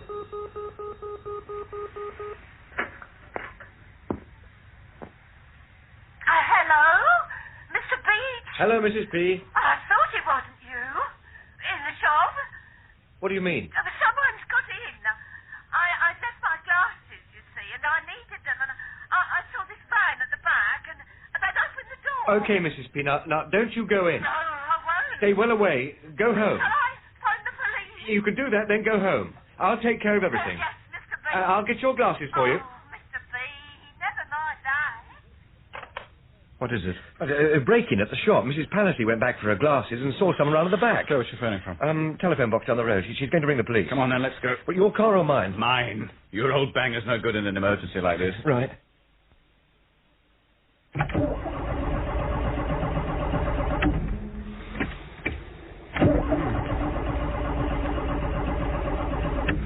Come on, you swine.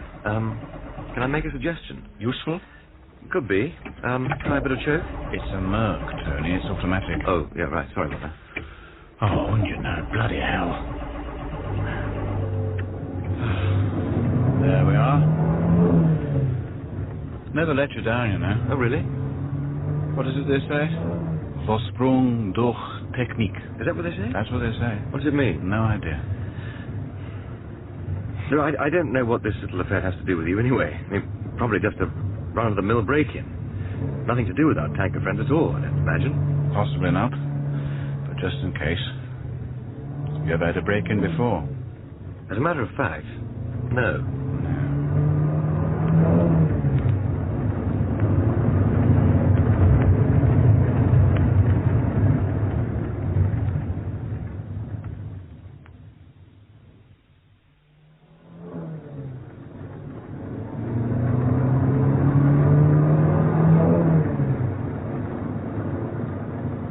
Slow down now.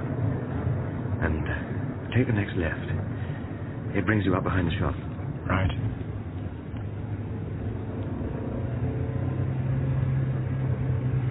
That's it on the left. Pull up here.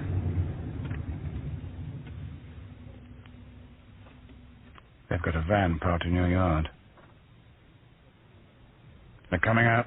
Bastards, they're stealing my wine. Stay in, Tony. Leave it to the police. They'll be here any minute. Like hell. You buggers, that's my wine! Get out of here. Back off, you! Do what he says, Tony. He's got a gun. I'm not going to stand here and watch you rip me off, you sod. Back off or I'll blow you to hell. Oh, Jesus, it's the cops. Let's go, for Christ's sake. You're not going anywhere. For God's sake, Tony. Get out of my way. You go to hell. All right, you bastards. You asked for it.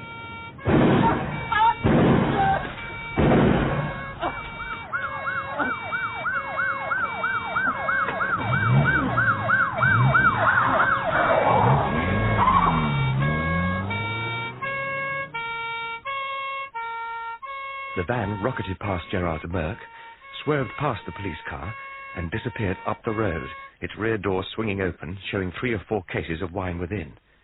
The other member of the gang lay face down on the road. Whether by accident or design, he'd taken the blast of the shotgun as he tried to jump into their van. The windscreen of Gerard's car was completely shattered, and he was nowhere to be seen.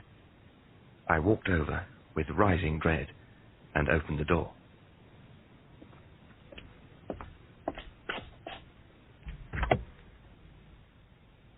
Ah, there you are. I ducked. Just in time. Thank God for that. The police are here, and you yourself are alive, I observe. Yes. Could have been worse. Look, I'm so sorry. It was my fault, but they were stealing my wine. Which wine in particular, do you think? Oh, yeah, good question. Let's go and have a look, eh?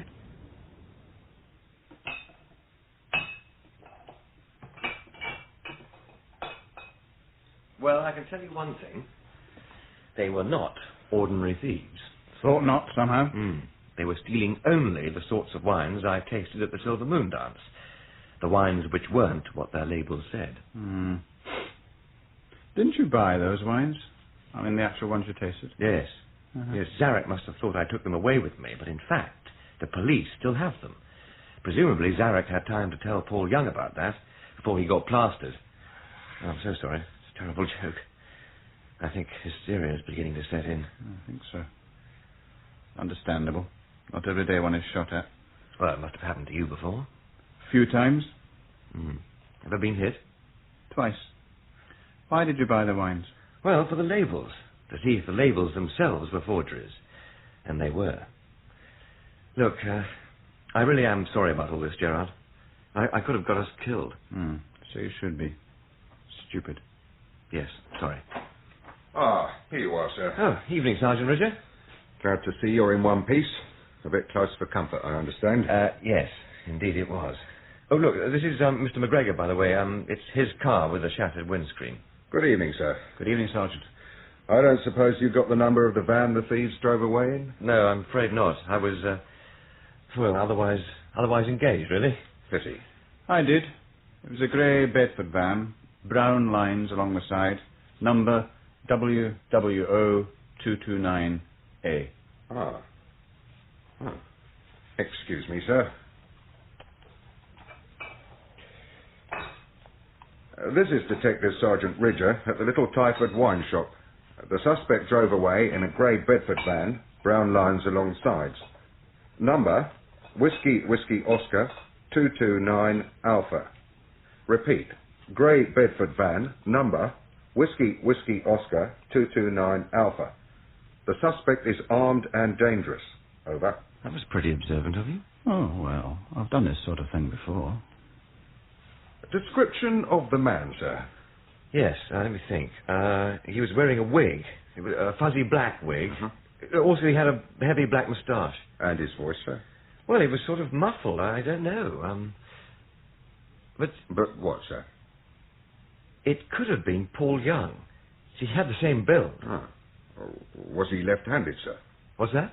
Well, was he holding the gun in his left hand? Oh, I see. Well, I can't say. It was all too quick, I'm afraid.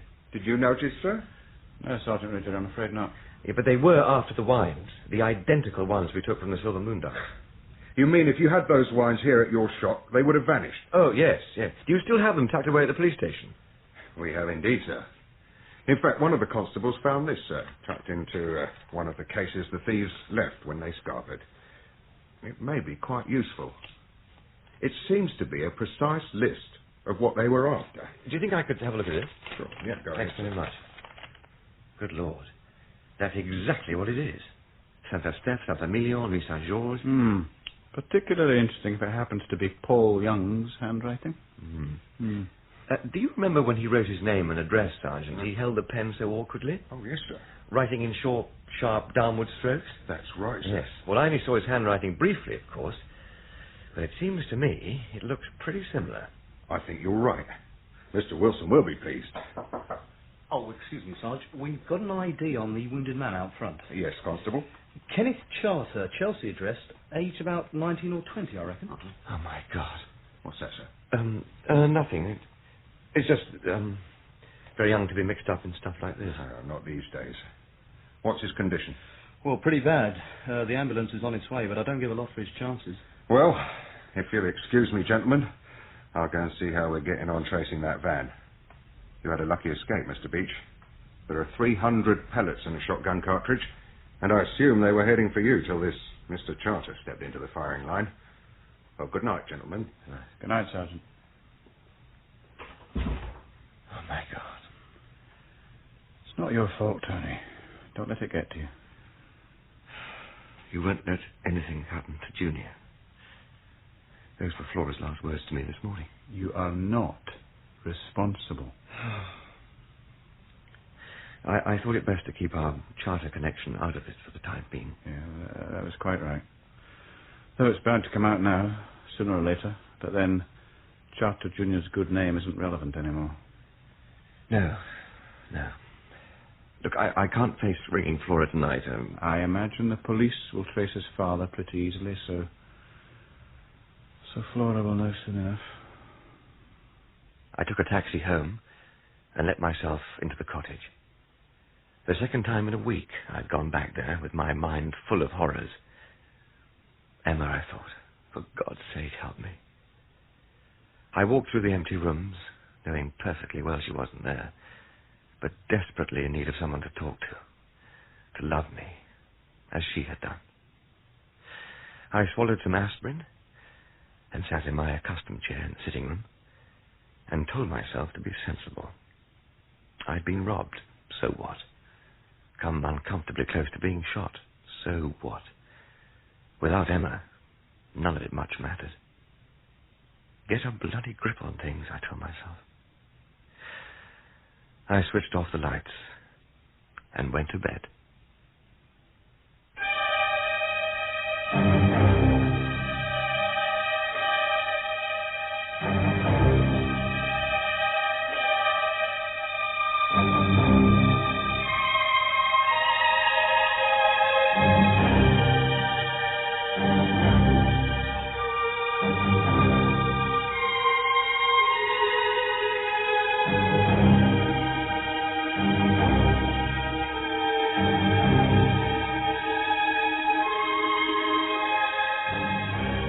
In Proof by Dick Francis, Nigel Havers played Tony Beach, George Parsons, Gerard, Jennifer Piercey, Flora, Sheila Grant, Mrs. Palissy, Stuart Organ, Paul Young, Kim Wall, Charter Jr. and the police constable, and Stephen Hattersley, Sergeant Ridger. Proof is directed by Matthew Walters.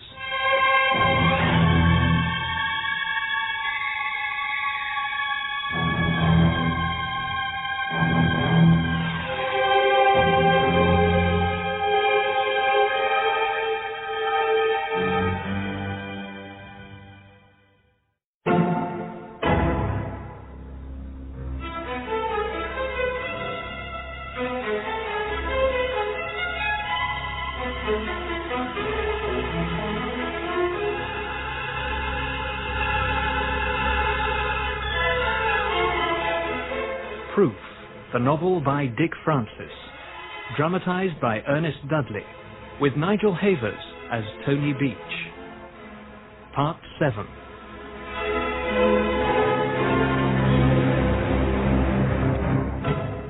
I awoke that Saturday morning with a start, and for a moment I couldn't remember why I felt so apprehensive.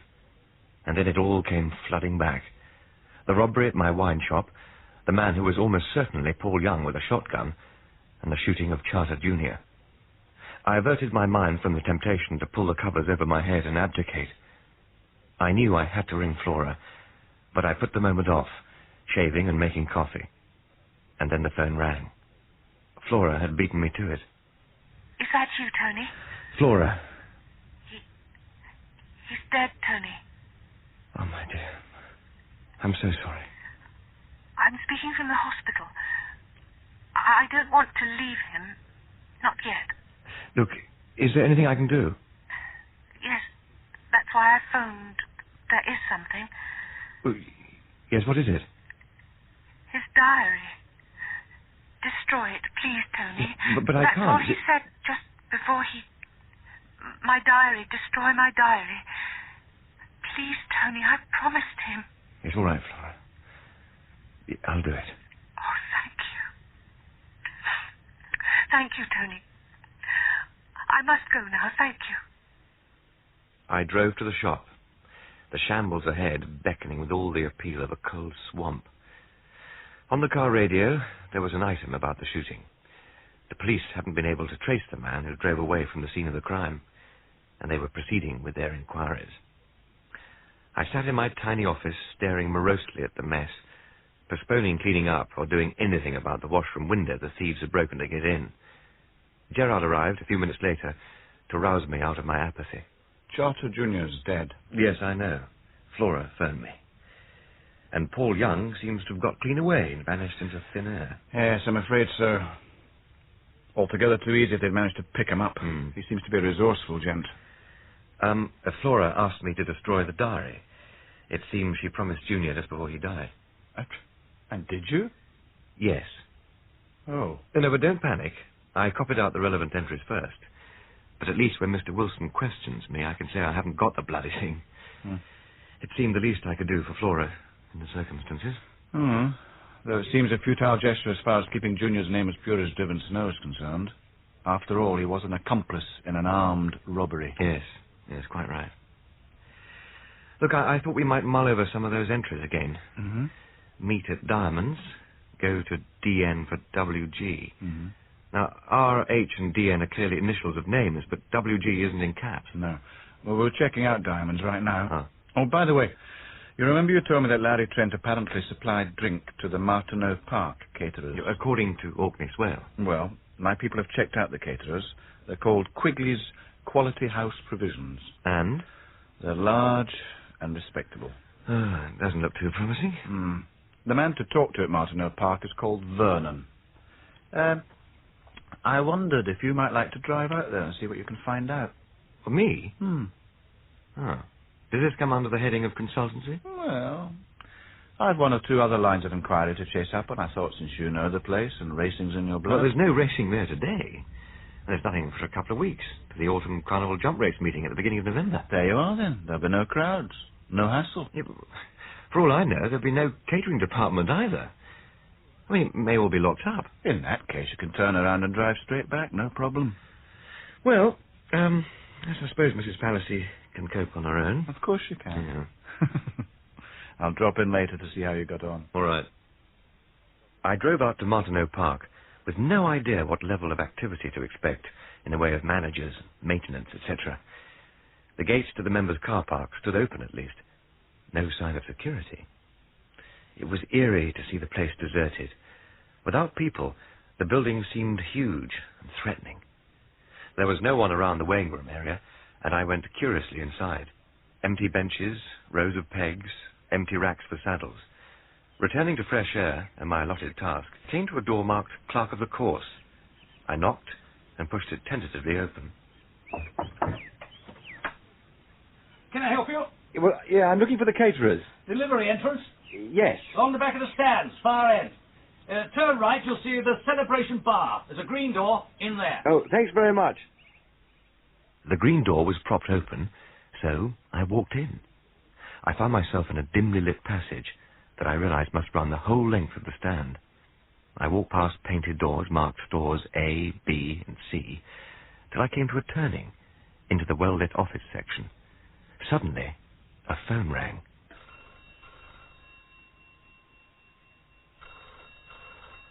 I'll answer that, Mervyn. You go and shift those beer cases. Put them in store D. And tell those men not to bring in the next load till I'm off the phone, right? I could hear his voice answering the phone and could see a portion of his back view through the glass. Before I decided to eavesdrop or retire, another man came hurrying round the corner and straight into the office. Vernon! Yes, look, I'll be with you. I'm on the phone. He didn't spare me a glance, but to my startled eyes he was unmistakable. It was Paul Young. Move, yes, sir. I haven't got all day. He might not have taken particular note of me at the Silver Moon dance, but he certainly got a good look at me last night. If he saw me now, he'd know me, and the idea filled me with numbing, paralyzing fright. There were no nooks or crannies to hide in, just solid blocks and columns of cases of drink. To get to the outside world, I'd have to walk past all that glass, and he'd be sure to see me. With atavistic terror, I began to climb. I climbed the highest, most extensive rack, non-vintage champagne. Consultancy hadn't included getting this close to Paul Young. What a laugh. I tell you, Vernon, I'm not satisfied. I want to see for myself. But I've told you, don't give a sod. You're a twisty bastard, Vernon. I've warned you twice, and I don't trust you. By my reckoning, you should still have 24 cases of scotch left here. Your list won't be up to date. I sold a lot to that wine bar in Oxford. Well, let's check on the stocks. God help you if you've been cheating me, Vernon. It's all down the far end. It had better be. I thought of escape, but knew that my first movement would alert them. Well, if the worst came to the worst, I could defend myself by throwing champagne bottles.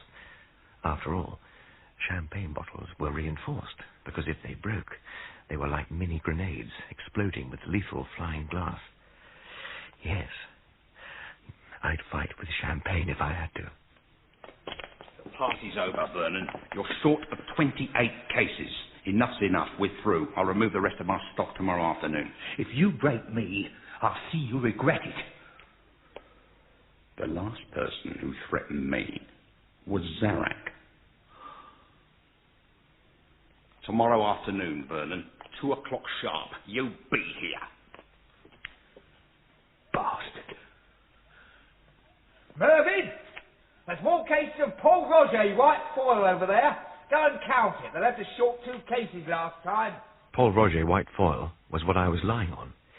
If they were busy with that, they couldn't help seeing me. The only possible safety lay with the delivery men who were offloading gin at the far end. Numb with fright, I slithered down backwards.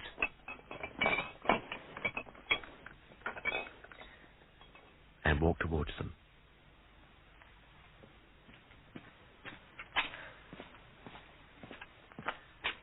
Blimey, where'd you come from? Just checking. Have you finished? Near enough.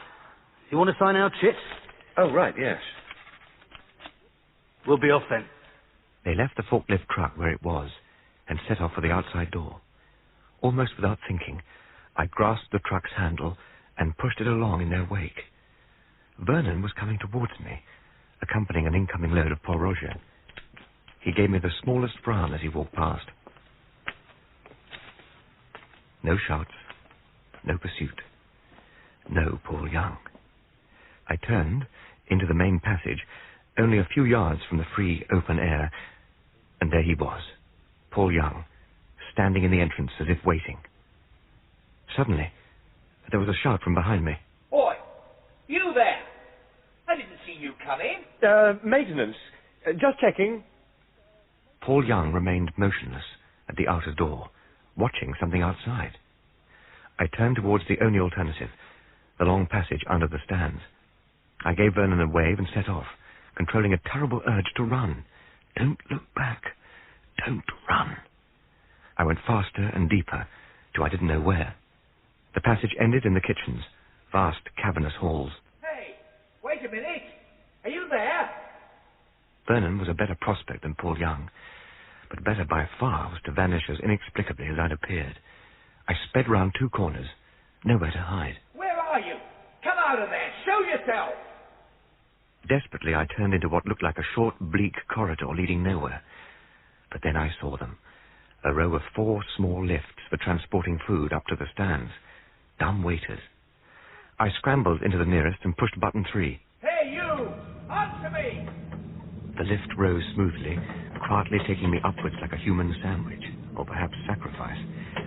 When it stopped, I jumped out. At another time, I might have laughed. I was on the level of Orkney Swale's box. If Vernon had heard the lift's electric hum, he might be on his way up. He'd know every cranny. At last I ran, fear in my heart, ran to Orkney's box, praying the door wouldn't be locked. It wasn't. I stood in the corner of the box, waiting. For a long time, nothing happened. No shouts, no Vernon. Time stretched agonizingly out. I'd almost got to the point of thinking it was safe to move when I saw him, down in front of the stands. He was scanning the length of them, searching for movement, searching for sight of me. Beside him, looking up, was Paul Young. I stood frozen, afraid even to blink. At last, the 2 men gave up their inspection and walked out of sight. If they were searching methodically, and I didn't move, they would eventually find me. But I didn't move. I couldn't. For a whole hour, like a mouse in his hole. In the car park, I could see my elderly serviceable vehicle. Next to it, someone had parked a black Rolls-Royce with tinted windows. When I'd been in the box for 2 hours, Paul Young returned to his Rolls and drove it out of the car park. I'd had enough.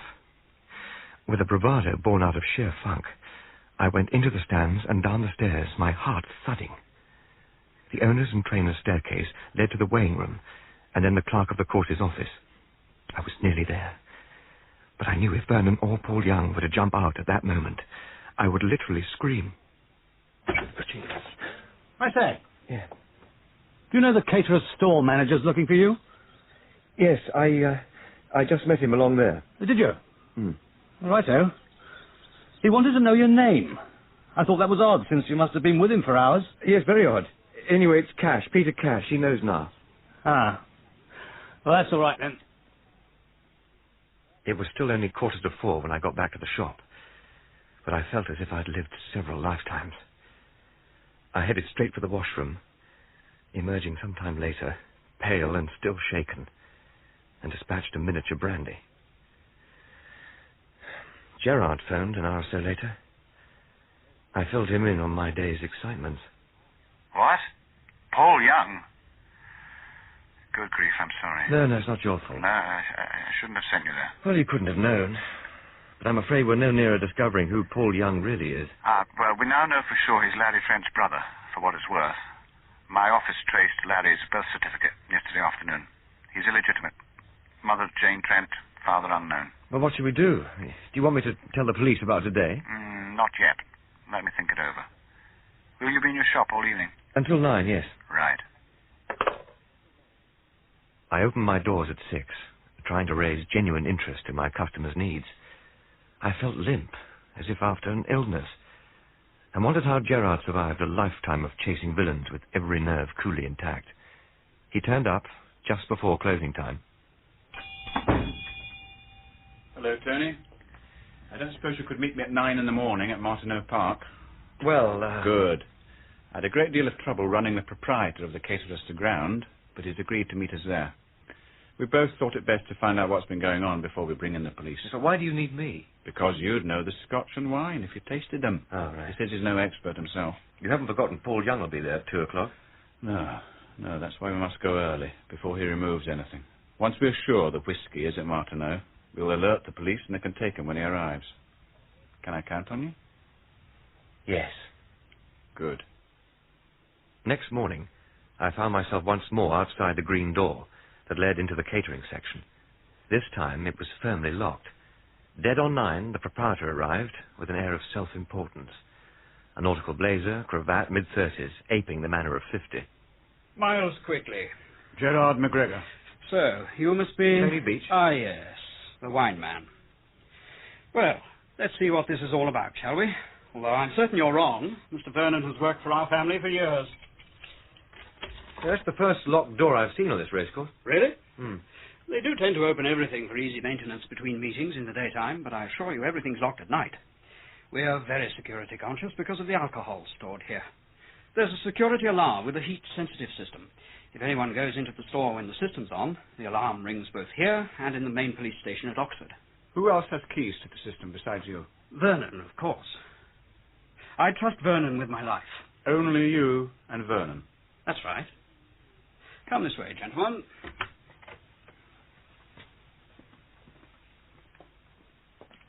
Is yours a family club? Basically. My father's still chairman, but as good as retired. I run things now. Have done for 3 years. This is a big firm, you know, and growing fast. I've streamlined the whole business considerably. Were spirits by the tot in the private boxes your idea? What? Well, yes.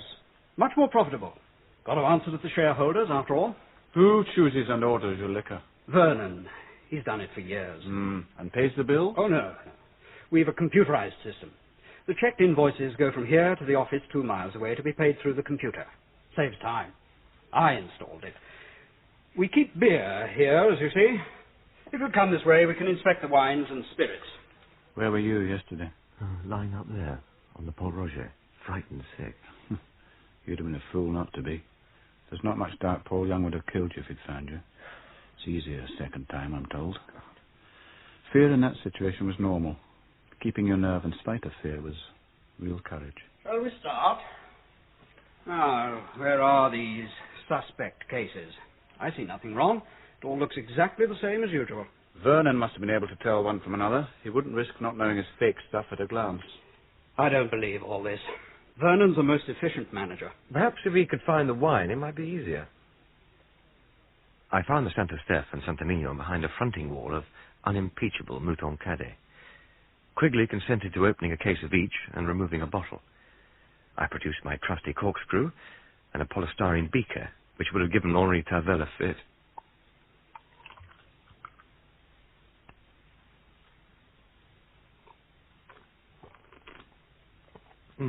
Well, not Santa Steph. Shall I try the Santa Mignon? You can't be right.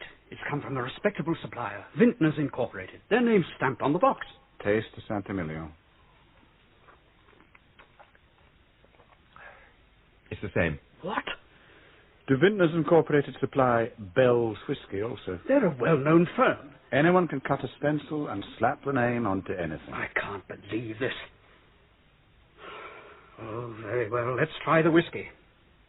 We moved on to the mountainous block of Bell's Whiskey and immediately found a section at the back with Vintners Incorporated emblazoned on the side. I tasted it and waited. Let the aftertaste develop. Let the nuances linger in the mouth and throat. He can't tell. There's nothing wrong with it, I told you. Ever had complaints? What caterer hasn't? But none of them have been justified. Well, this isn't Bell's. Too much grain, hardly any malt. It's what we're looking for. What do you mean? How could Vernon be so disloyal? It's incredible. What the bloody hell's going on here? What do you think you're doing? Oh, Miles, I didn't see you. I didn't expect. Vernon just dried up as he sensed something ominous in our stillness. His gaze shifted warily from Quigley to Gerard, and finally to me. I was a shock of cataclysmic proportions to him. He came back with us to the office. The fraud, as I see it, was as follows. You, as liquor manager, Vernon, have ordered extensively from a certain supplier, and in return received a sizable commission, a kickback. However, what your supplier provided was not as described on the invoices. Your firm was paying for Bell's whiskey and fine wines and receiving liquor of a lower quality. You knew this, and it considerably increased your pay. Rubbish. Your provider chose the name of a respectable supplier, sent you everything stenciled Vintners Incorporated. You received normal invoices, and your finance department sent checks in return. Well, they were perhaps negligent in not checking that the address printed on the invoice was truly that of Vintners Incorporated, but, once an address has been entered into a computerized system, it's seldom, if ever, checked.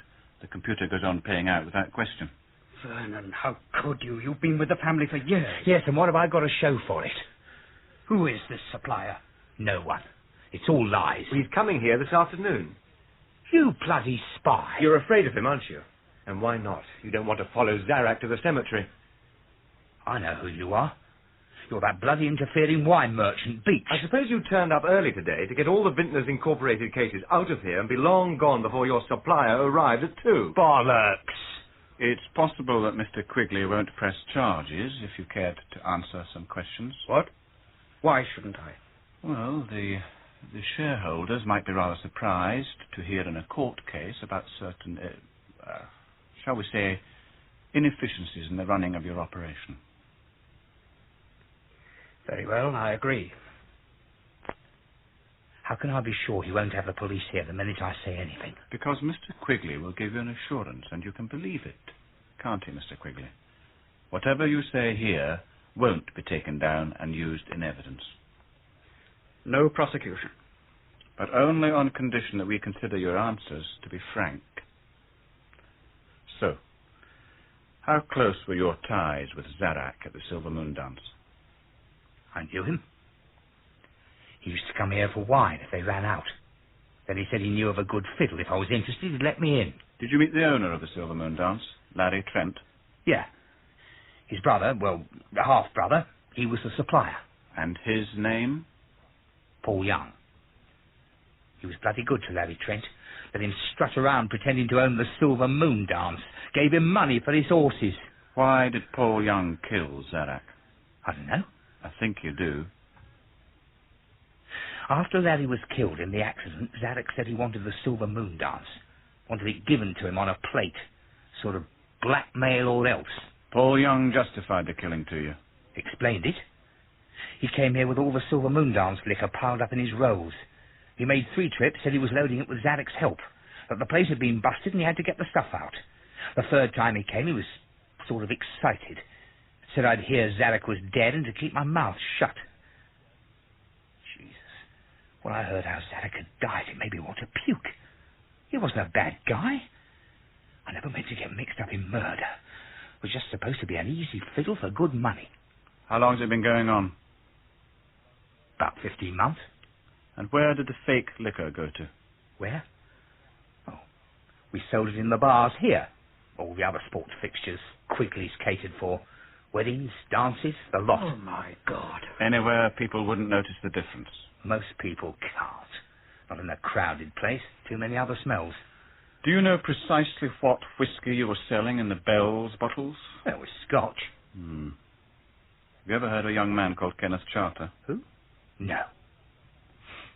Did Paul Young plan with you the robbery at Mr. Beech's shop? No. Well, he borrowed one of our vans, that's all. Their own Vintners Incorporated delivery van was in for repairs. He said they'd keep it for a while till the heat died down, then dump it. But it all went wrong anyway, so it was just a bloody mess for nothing. All right. Lastly, what is Paul Young's real name? Paul Young. That's what his name is. No. Look. He told me that after he'd walked into the police at the Silver Moot dance, he'd given them the first name that came into his head. Because of Zadok, they'd be looking for Paul Young, who didn't exist. And he said if ever anyone came asking, I was to call him Paul Young. And by God, that's what I'm calling him, because he'd kill me if I told you his real name. All right, that's all. Your keys, Vernon, at once. Tomorrow you can look for another job. I won't prosecute, but you'll get no reference. I'm 48. You had a good job here for life. You blew it. Your own fault. Get out.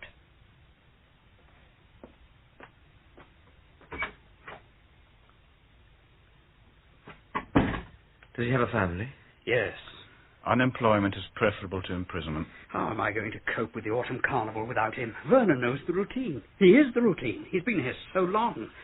I'll contact the police and tell them that Paul Young may arrive here at any time from now on. I thought it was 2:00. No. Young may suspect that Vernon would clear off with the loot before he got here, so he could be here any minute. Well, I'd rather not be around when he does. More prudent if none of us were. We'll leave that to the police. Besides, Mr. Beech and I have a further appointment for this afternoon.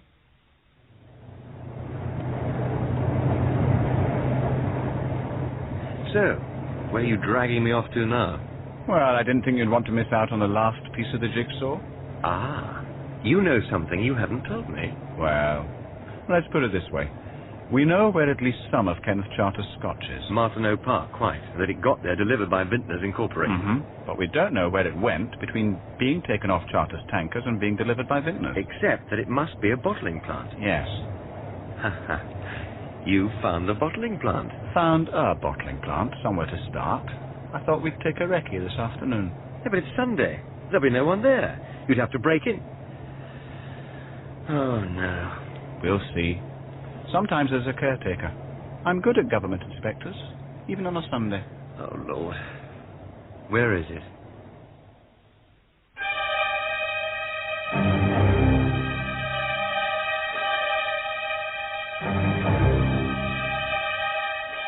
In Proof by Dick Francis, Nigel Havers played Tony Beech, George Parsons, Gerard, Jennifer Piercey, Flora, Stuart Organ, Paul Young, Tim Reynolds, Vernon, Brian Hewlett, Quigley, and David Goodland, the clerk and delivery man. Proof is directed by Matthew Walters.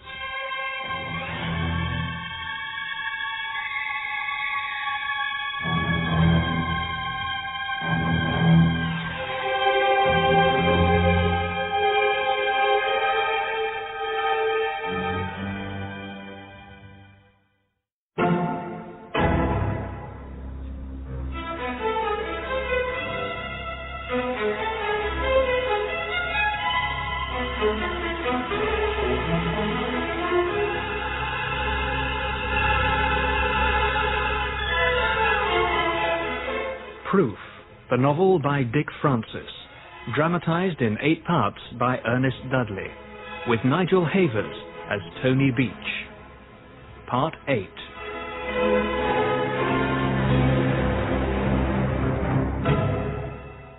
That Sunday morning, Gerard and I had driven out to Martineau Park to meet Quigley, the proprietor of the caterers. We quickly established that his manager, Vernon, was involved in the fiddle with Paul Young. Vernon had told us everything he knew, except for Paul Young's real name.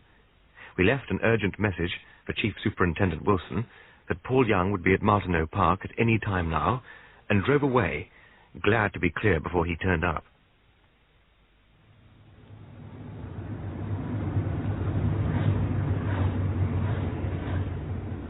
So, where are you dragging me off to now? Well, I didn't think you'd want to miss out on the last piece of the jigsaw. You know something you haven't told me. Well, let's put it this way. We know where at least some of Kenneth Charter's Scotch is. Martineau Park, quite. And that it got there delivered by Vintners Incorporated. But we don't know where it went between being taken off Charter's tankers and being delivered by Vintners. Except that it must be a bottling plant. Yes. Ah, you found the bottling plant. Found a bottling plant. Somewhere to start. I thought we'd take a recce this afternoon. But it's Sunday. There'll be no one there. You'd have to break in. Oh, no. We'll see. Sometimes there's a caretaker.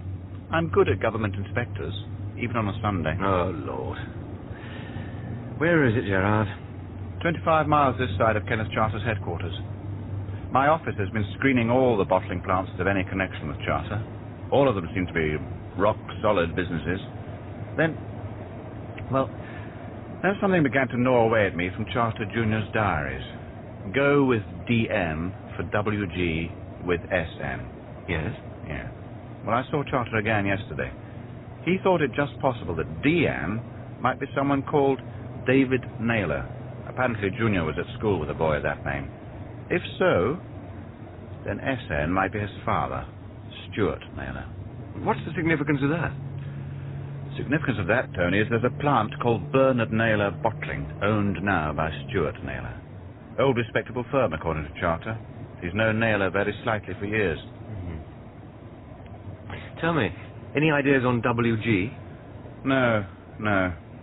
Well, it's not much of a lead, but it's the only one we've got. Could Stuart Naylor have an illegitimate brother? Well, anyone could have an illegitimate brother, but Charter didn't know of one. Naylor's plant's a long shot, but if by any chance Stuart Naylor is also Paul Young, he should be at Martineau Park this afternoon, not at his bottling plant. Did Charter say what he looked like? Ordinary, he said. Paul Young wears a death aid. Does Naylor? He didn't say. And I forgot to ask. Oh, pity. Look, if you'd rather not come... Have you ever been to a bottling plant? I mean, do you know what you're looking for? No. Well, I spent a year in and out of them in Bordeaux. I think you need me with you. I don't really like to ask. It's on the very edge of consultancy. You wouldn't know the wine if you fell into it, would you? Or the Scotch. Not a chance. Oh, bloody hell. You are a bugger. I thought you'd like to come, really. Fancy a pint and a pork pie?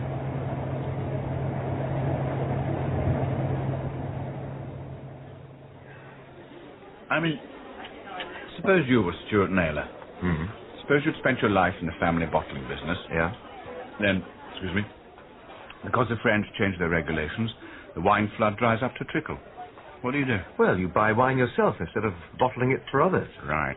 Label it as better than it is.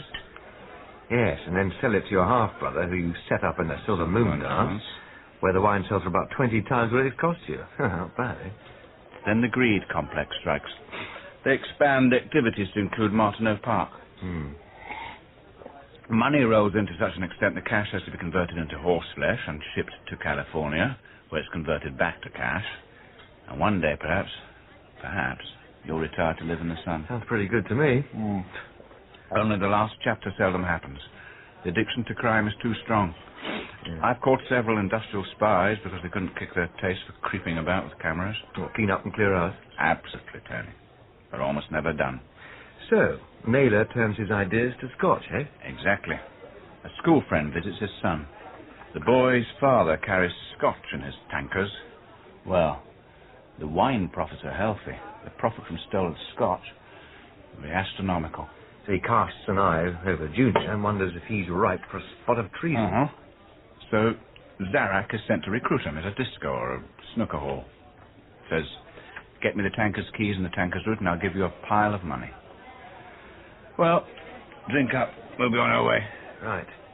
Oh, do you know how to find this plant? Or do we ask a policeman?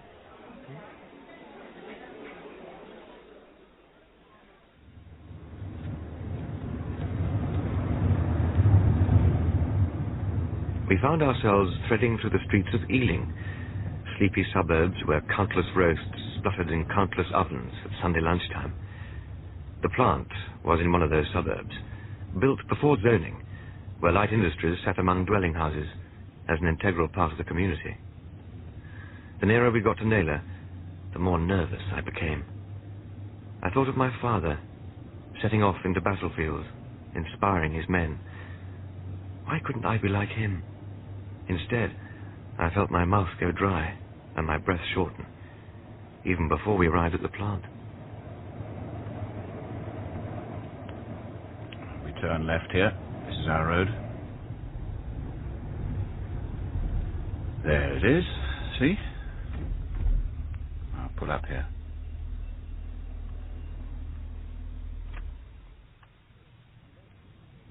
Look, we won't be able to get in. I mean, there's broken glass embedded in the top of those walls, and there's barbed wire along at the top of the gates.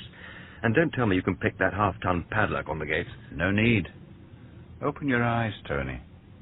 In many massive, conspicuously bolted gates, there's a smaller door inset, wide enough for one person only. Look, there's one, the left-hand gate, with an ordinary-looking spring lock. If I can't get us through there, I've been wasting the best years of my life. But there may be people in there. Well, if there are, we found the gate open and walked in out of curiosity.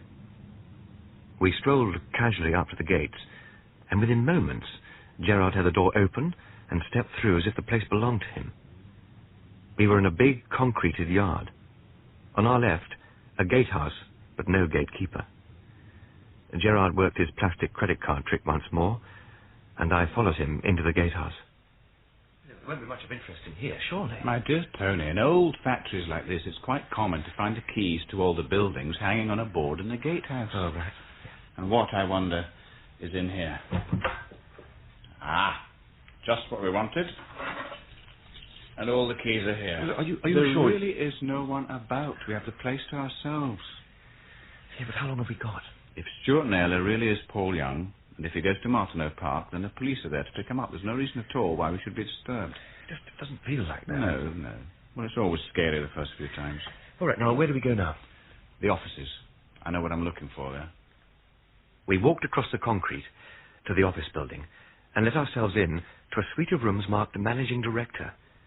While Gerard busied himself with invoices, I started to poke around in the other rooms. A door led into what had probably been designed as a boardroom, but the whole centre space was taken up by what at first glance appeared to be a snooker table. But it wasn't snooker that was played on it. The whole table was covered in miniature green mountains, wooded valleys, plains and plateaus, all of it green and brown like the earth, with a winding ribbon of pale blue in a valley as a river. I stared at it in awe. What the hell is that? Looks like a battlefield. Oh, yes, of course. Now we know what WG stands for. Do we? War Games. Good Lord. That's what Charter Jr. came here for. Where are the soldiers? Well, look at the shelves. Hundreds of them. All tidily stacked in different uniforms. Tanks, guns, missiles, incredible. Helicopters, First World biplanes, barbed wire. God, it's extraordinary. You know, hand-painted, some of them. Wait a minute. What? Those mountains. Don't touch them. We don't want to leave any trace of our having been here. Yeah, but listen. They're hollow inside. What of it? You know what they're made of? White stuff. Plaster of Paris.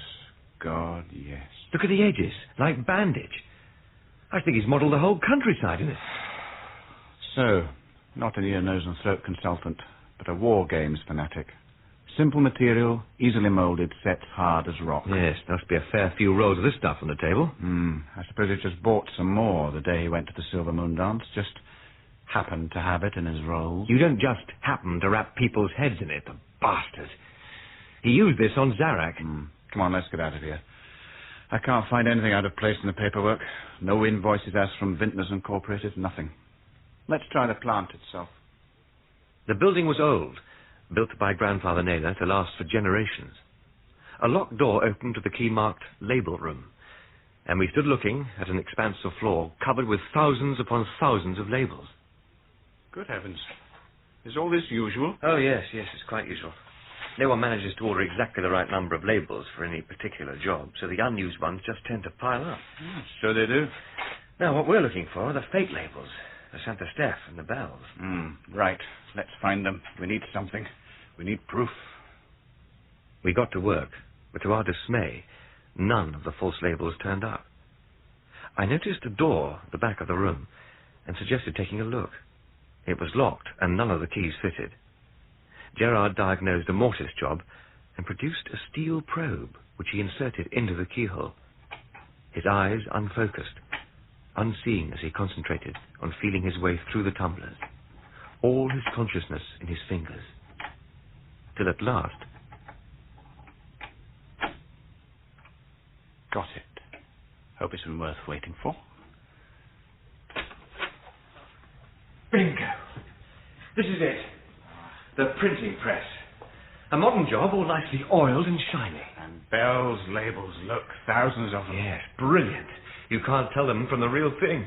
And here we are. Santa Steph, Saint-Emilion, Nuit Saint-Georges, the lot. All run off this press. I'll take one each of the false labels. They're all the proof we need. Well, a taste of the stuff would be even better.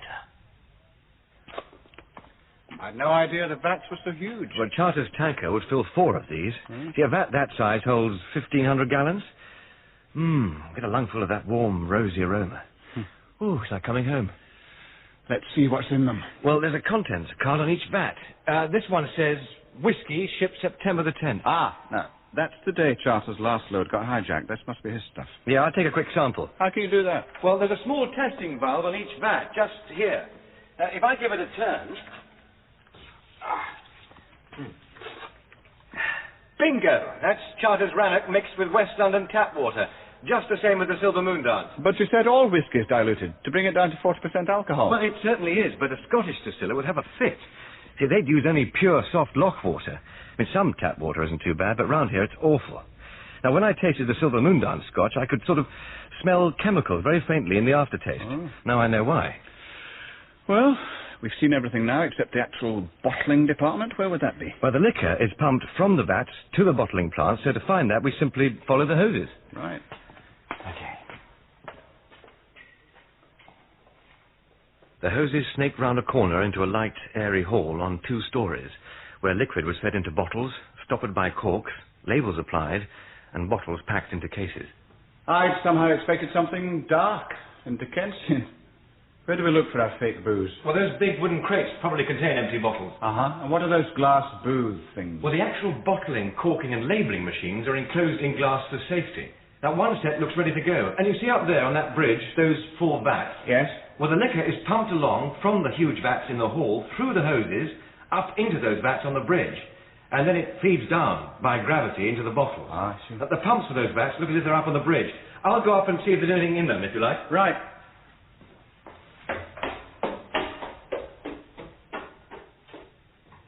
I went up the stairs. There were 4 electric pumps, but only one was connected to hoses. In that one case, a hose came up from the floor below, the main hose which ran away to the great storage vats in the main hall. A second hose ran from the pump to the top of the feet of that. I'd become so at home in my more or less natural surroundings that I'd forgotten to be frightened for the past 10 minutes. That was a mistake. What the hell do you think you're doing? Stay right where you are. Put your hands up and turn around. Good afternoon. Shut up and stand still. Who the hell are you? You're not that bastard Beach, that bloody wine merchant. Indeed I am not. Allow me to introduce myself. I am an inspector from the customs... Quiet! Easy now. I just see what you've got in your pockets. I don't want to shoot you in here. Too much sodding mess, but any false move and I will, mess or no mess. Right. So it's Mr. Gerard McGregor, is it? Investigative consultant, eh? How the hell did you turn up here? The gates were unlocked and I happened to be passing. Shut it! Happened to be passing, eh? You wish you bloody hadn't. So where's your friend, Beach? I've no idea who you're talking about. What the hell are these? The wine labels. So you've seen the press, have you? Well, then I'm afraid you've seen too much.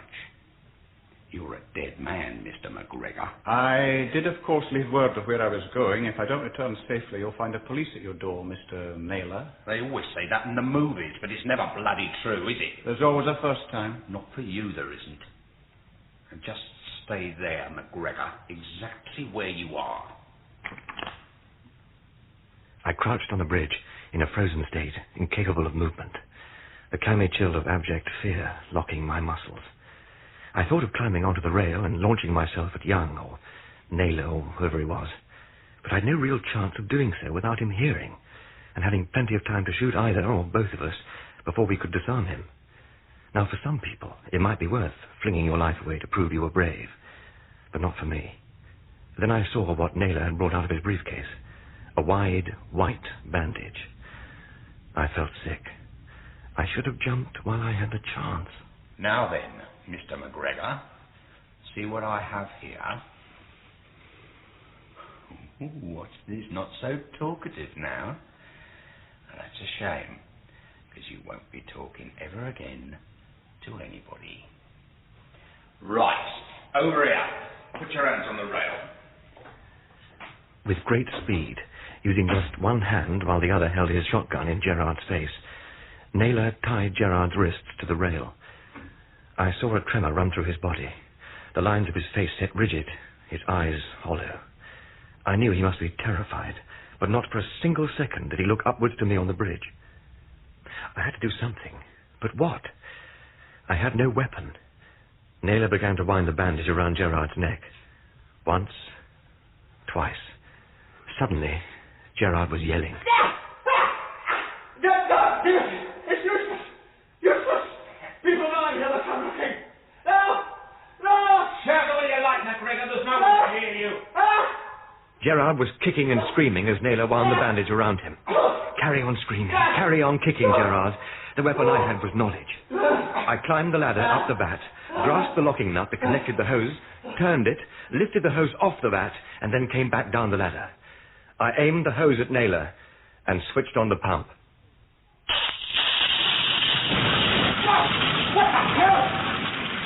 The wine had shot out like water from a fire hose, striking Naylor and throwing him backwards, off balance.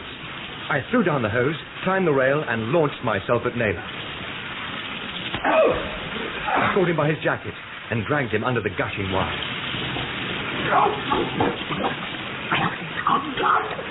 Come, breathe! Run, you bastards, run!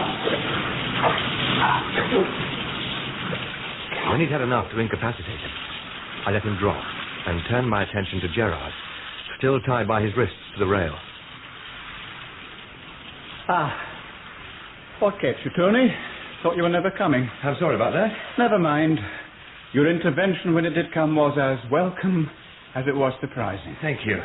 Glad to be of service. I don't suppose you could cut my wrists free? This bandage is beginning to tighten rather painfully. Right. What with? I don't suppose you carry a knife of any kind, do you? I'm afraid not, don't you? You're never without a corkscrew, after all. Wait a minute. Oh, good Lord, yes, of course. Thought you were a penknife sort of bloke. Flora gave me this just the other day. God bless Flora. I don't want to alarm you, but before you finish cutting me free, you might like to deal with Mr. Naylor. He seems to be returning to life. You think he might appreciate a bottle of Santa Fe? I'm sure he will. Right. That should slow him down a bit. Splendid. Now, what are we going to do? Well, you seem pretty much in control, you tell me. Well, a phone call to the police, perhaps. I think Detective Chief Superintendent Wilson would appreciate it. After we're off the premises, I think. Yes, in the meantime, what do we do with Naylor? Hoist him with his own petard. Yeah, good idea. What does it mean? Tie him to this rail with his own plaster of Paris bandage. Pour a little Santa Steph over it, and let it harden. The best possible pair of handcuffs. 5 minutes and it'll take a saw to release him. Excellent. Well, that's it then. You're a free man. Thanks. Do you think we should shut that wine off before it washes us all away?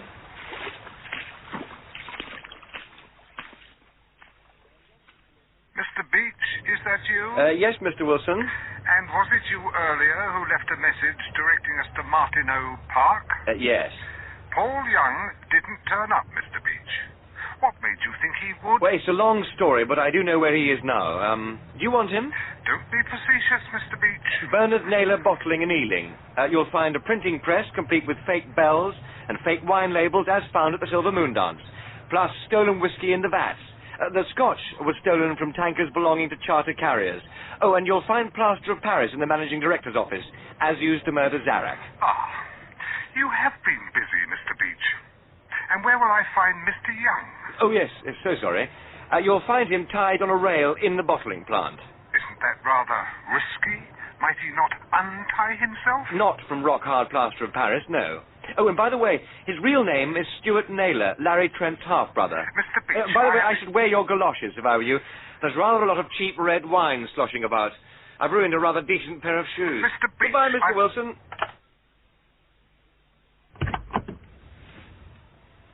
All right? Yeah. I think Wilson's a bit put out. There'll be endless questions. Well, can't be helped.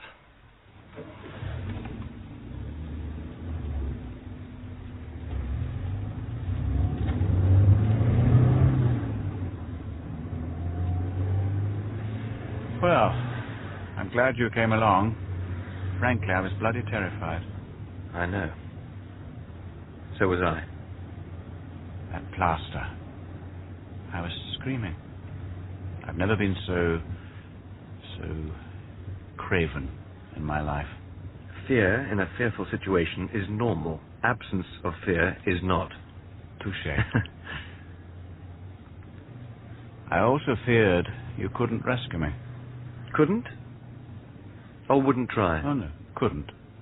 It would have been pointless to throw your life away, making a useless gesture. Dying in the attempt. Yeah. That has always seemed to me the height of incompetence. I really am in your debt. Uh-oh. It's the other way around. I'll call it quits. I don't suppose you fancy some sort of permanent consultancy position with my firm. Well, you surely can't have that many wine frauds. No. No, but you've a real eye for detail that's quite invaluable. A good man to bounce ideas off. We often work like that, kicking things around between a couple of us. We'd make quite a partnership. Yes. It's true. Thanks, but no. I'll stay with the shop. It's more my style. You sure? Mm-hmm. The shop can still function its own, with a manager. No, I'm quite sure. It suits me. The scale of its life is my scale. We fit.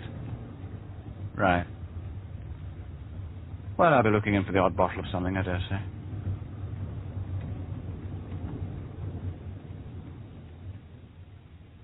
Gerard dropped me off at home and drove away after the briefest of waves. There seemed no suitable farewell. In the hall, I glanced in the mirror and saw a red devil looking out at me. My hair was spiky and sticky with wine, and my face stained purple. I was filled quite suddenly with a sort of restless exultation. I went through the house shouting, Emma! Emma! Emma! Emma! Emma! Emma!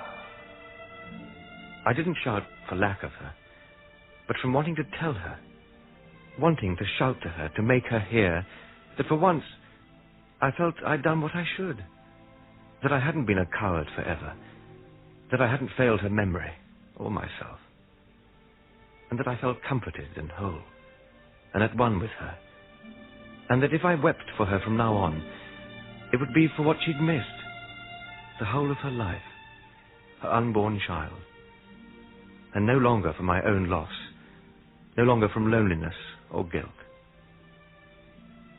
Somewhere in the battle, I had found the courage of my father.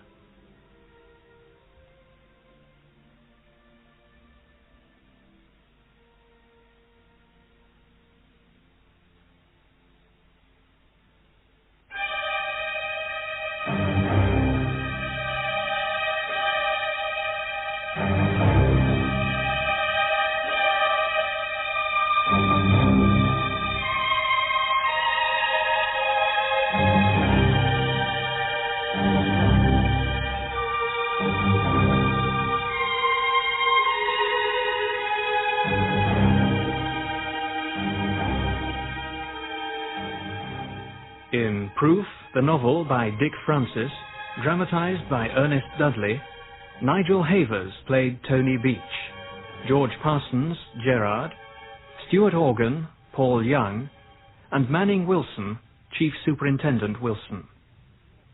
Proof was directed by Matthew Walters.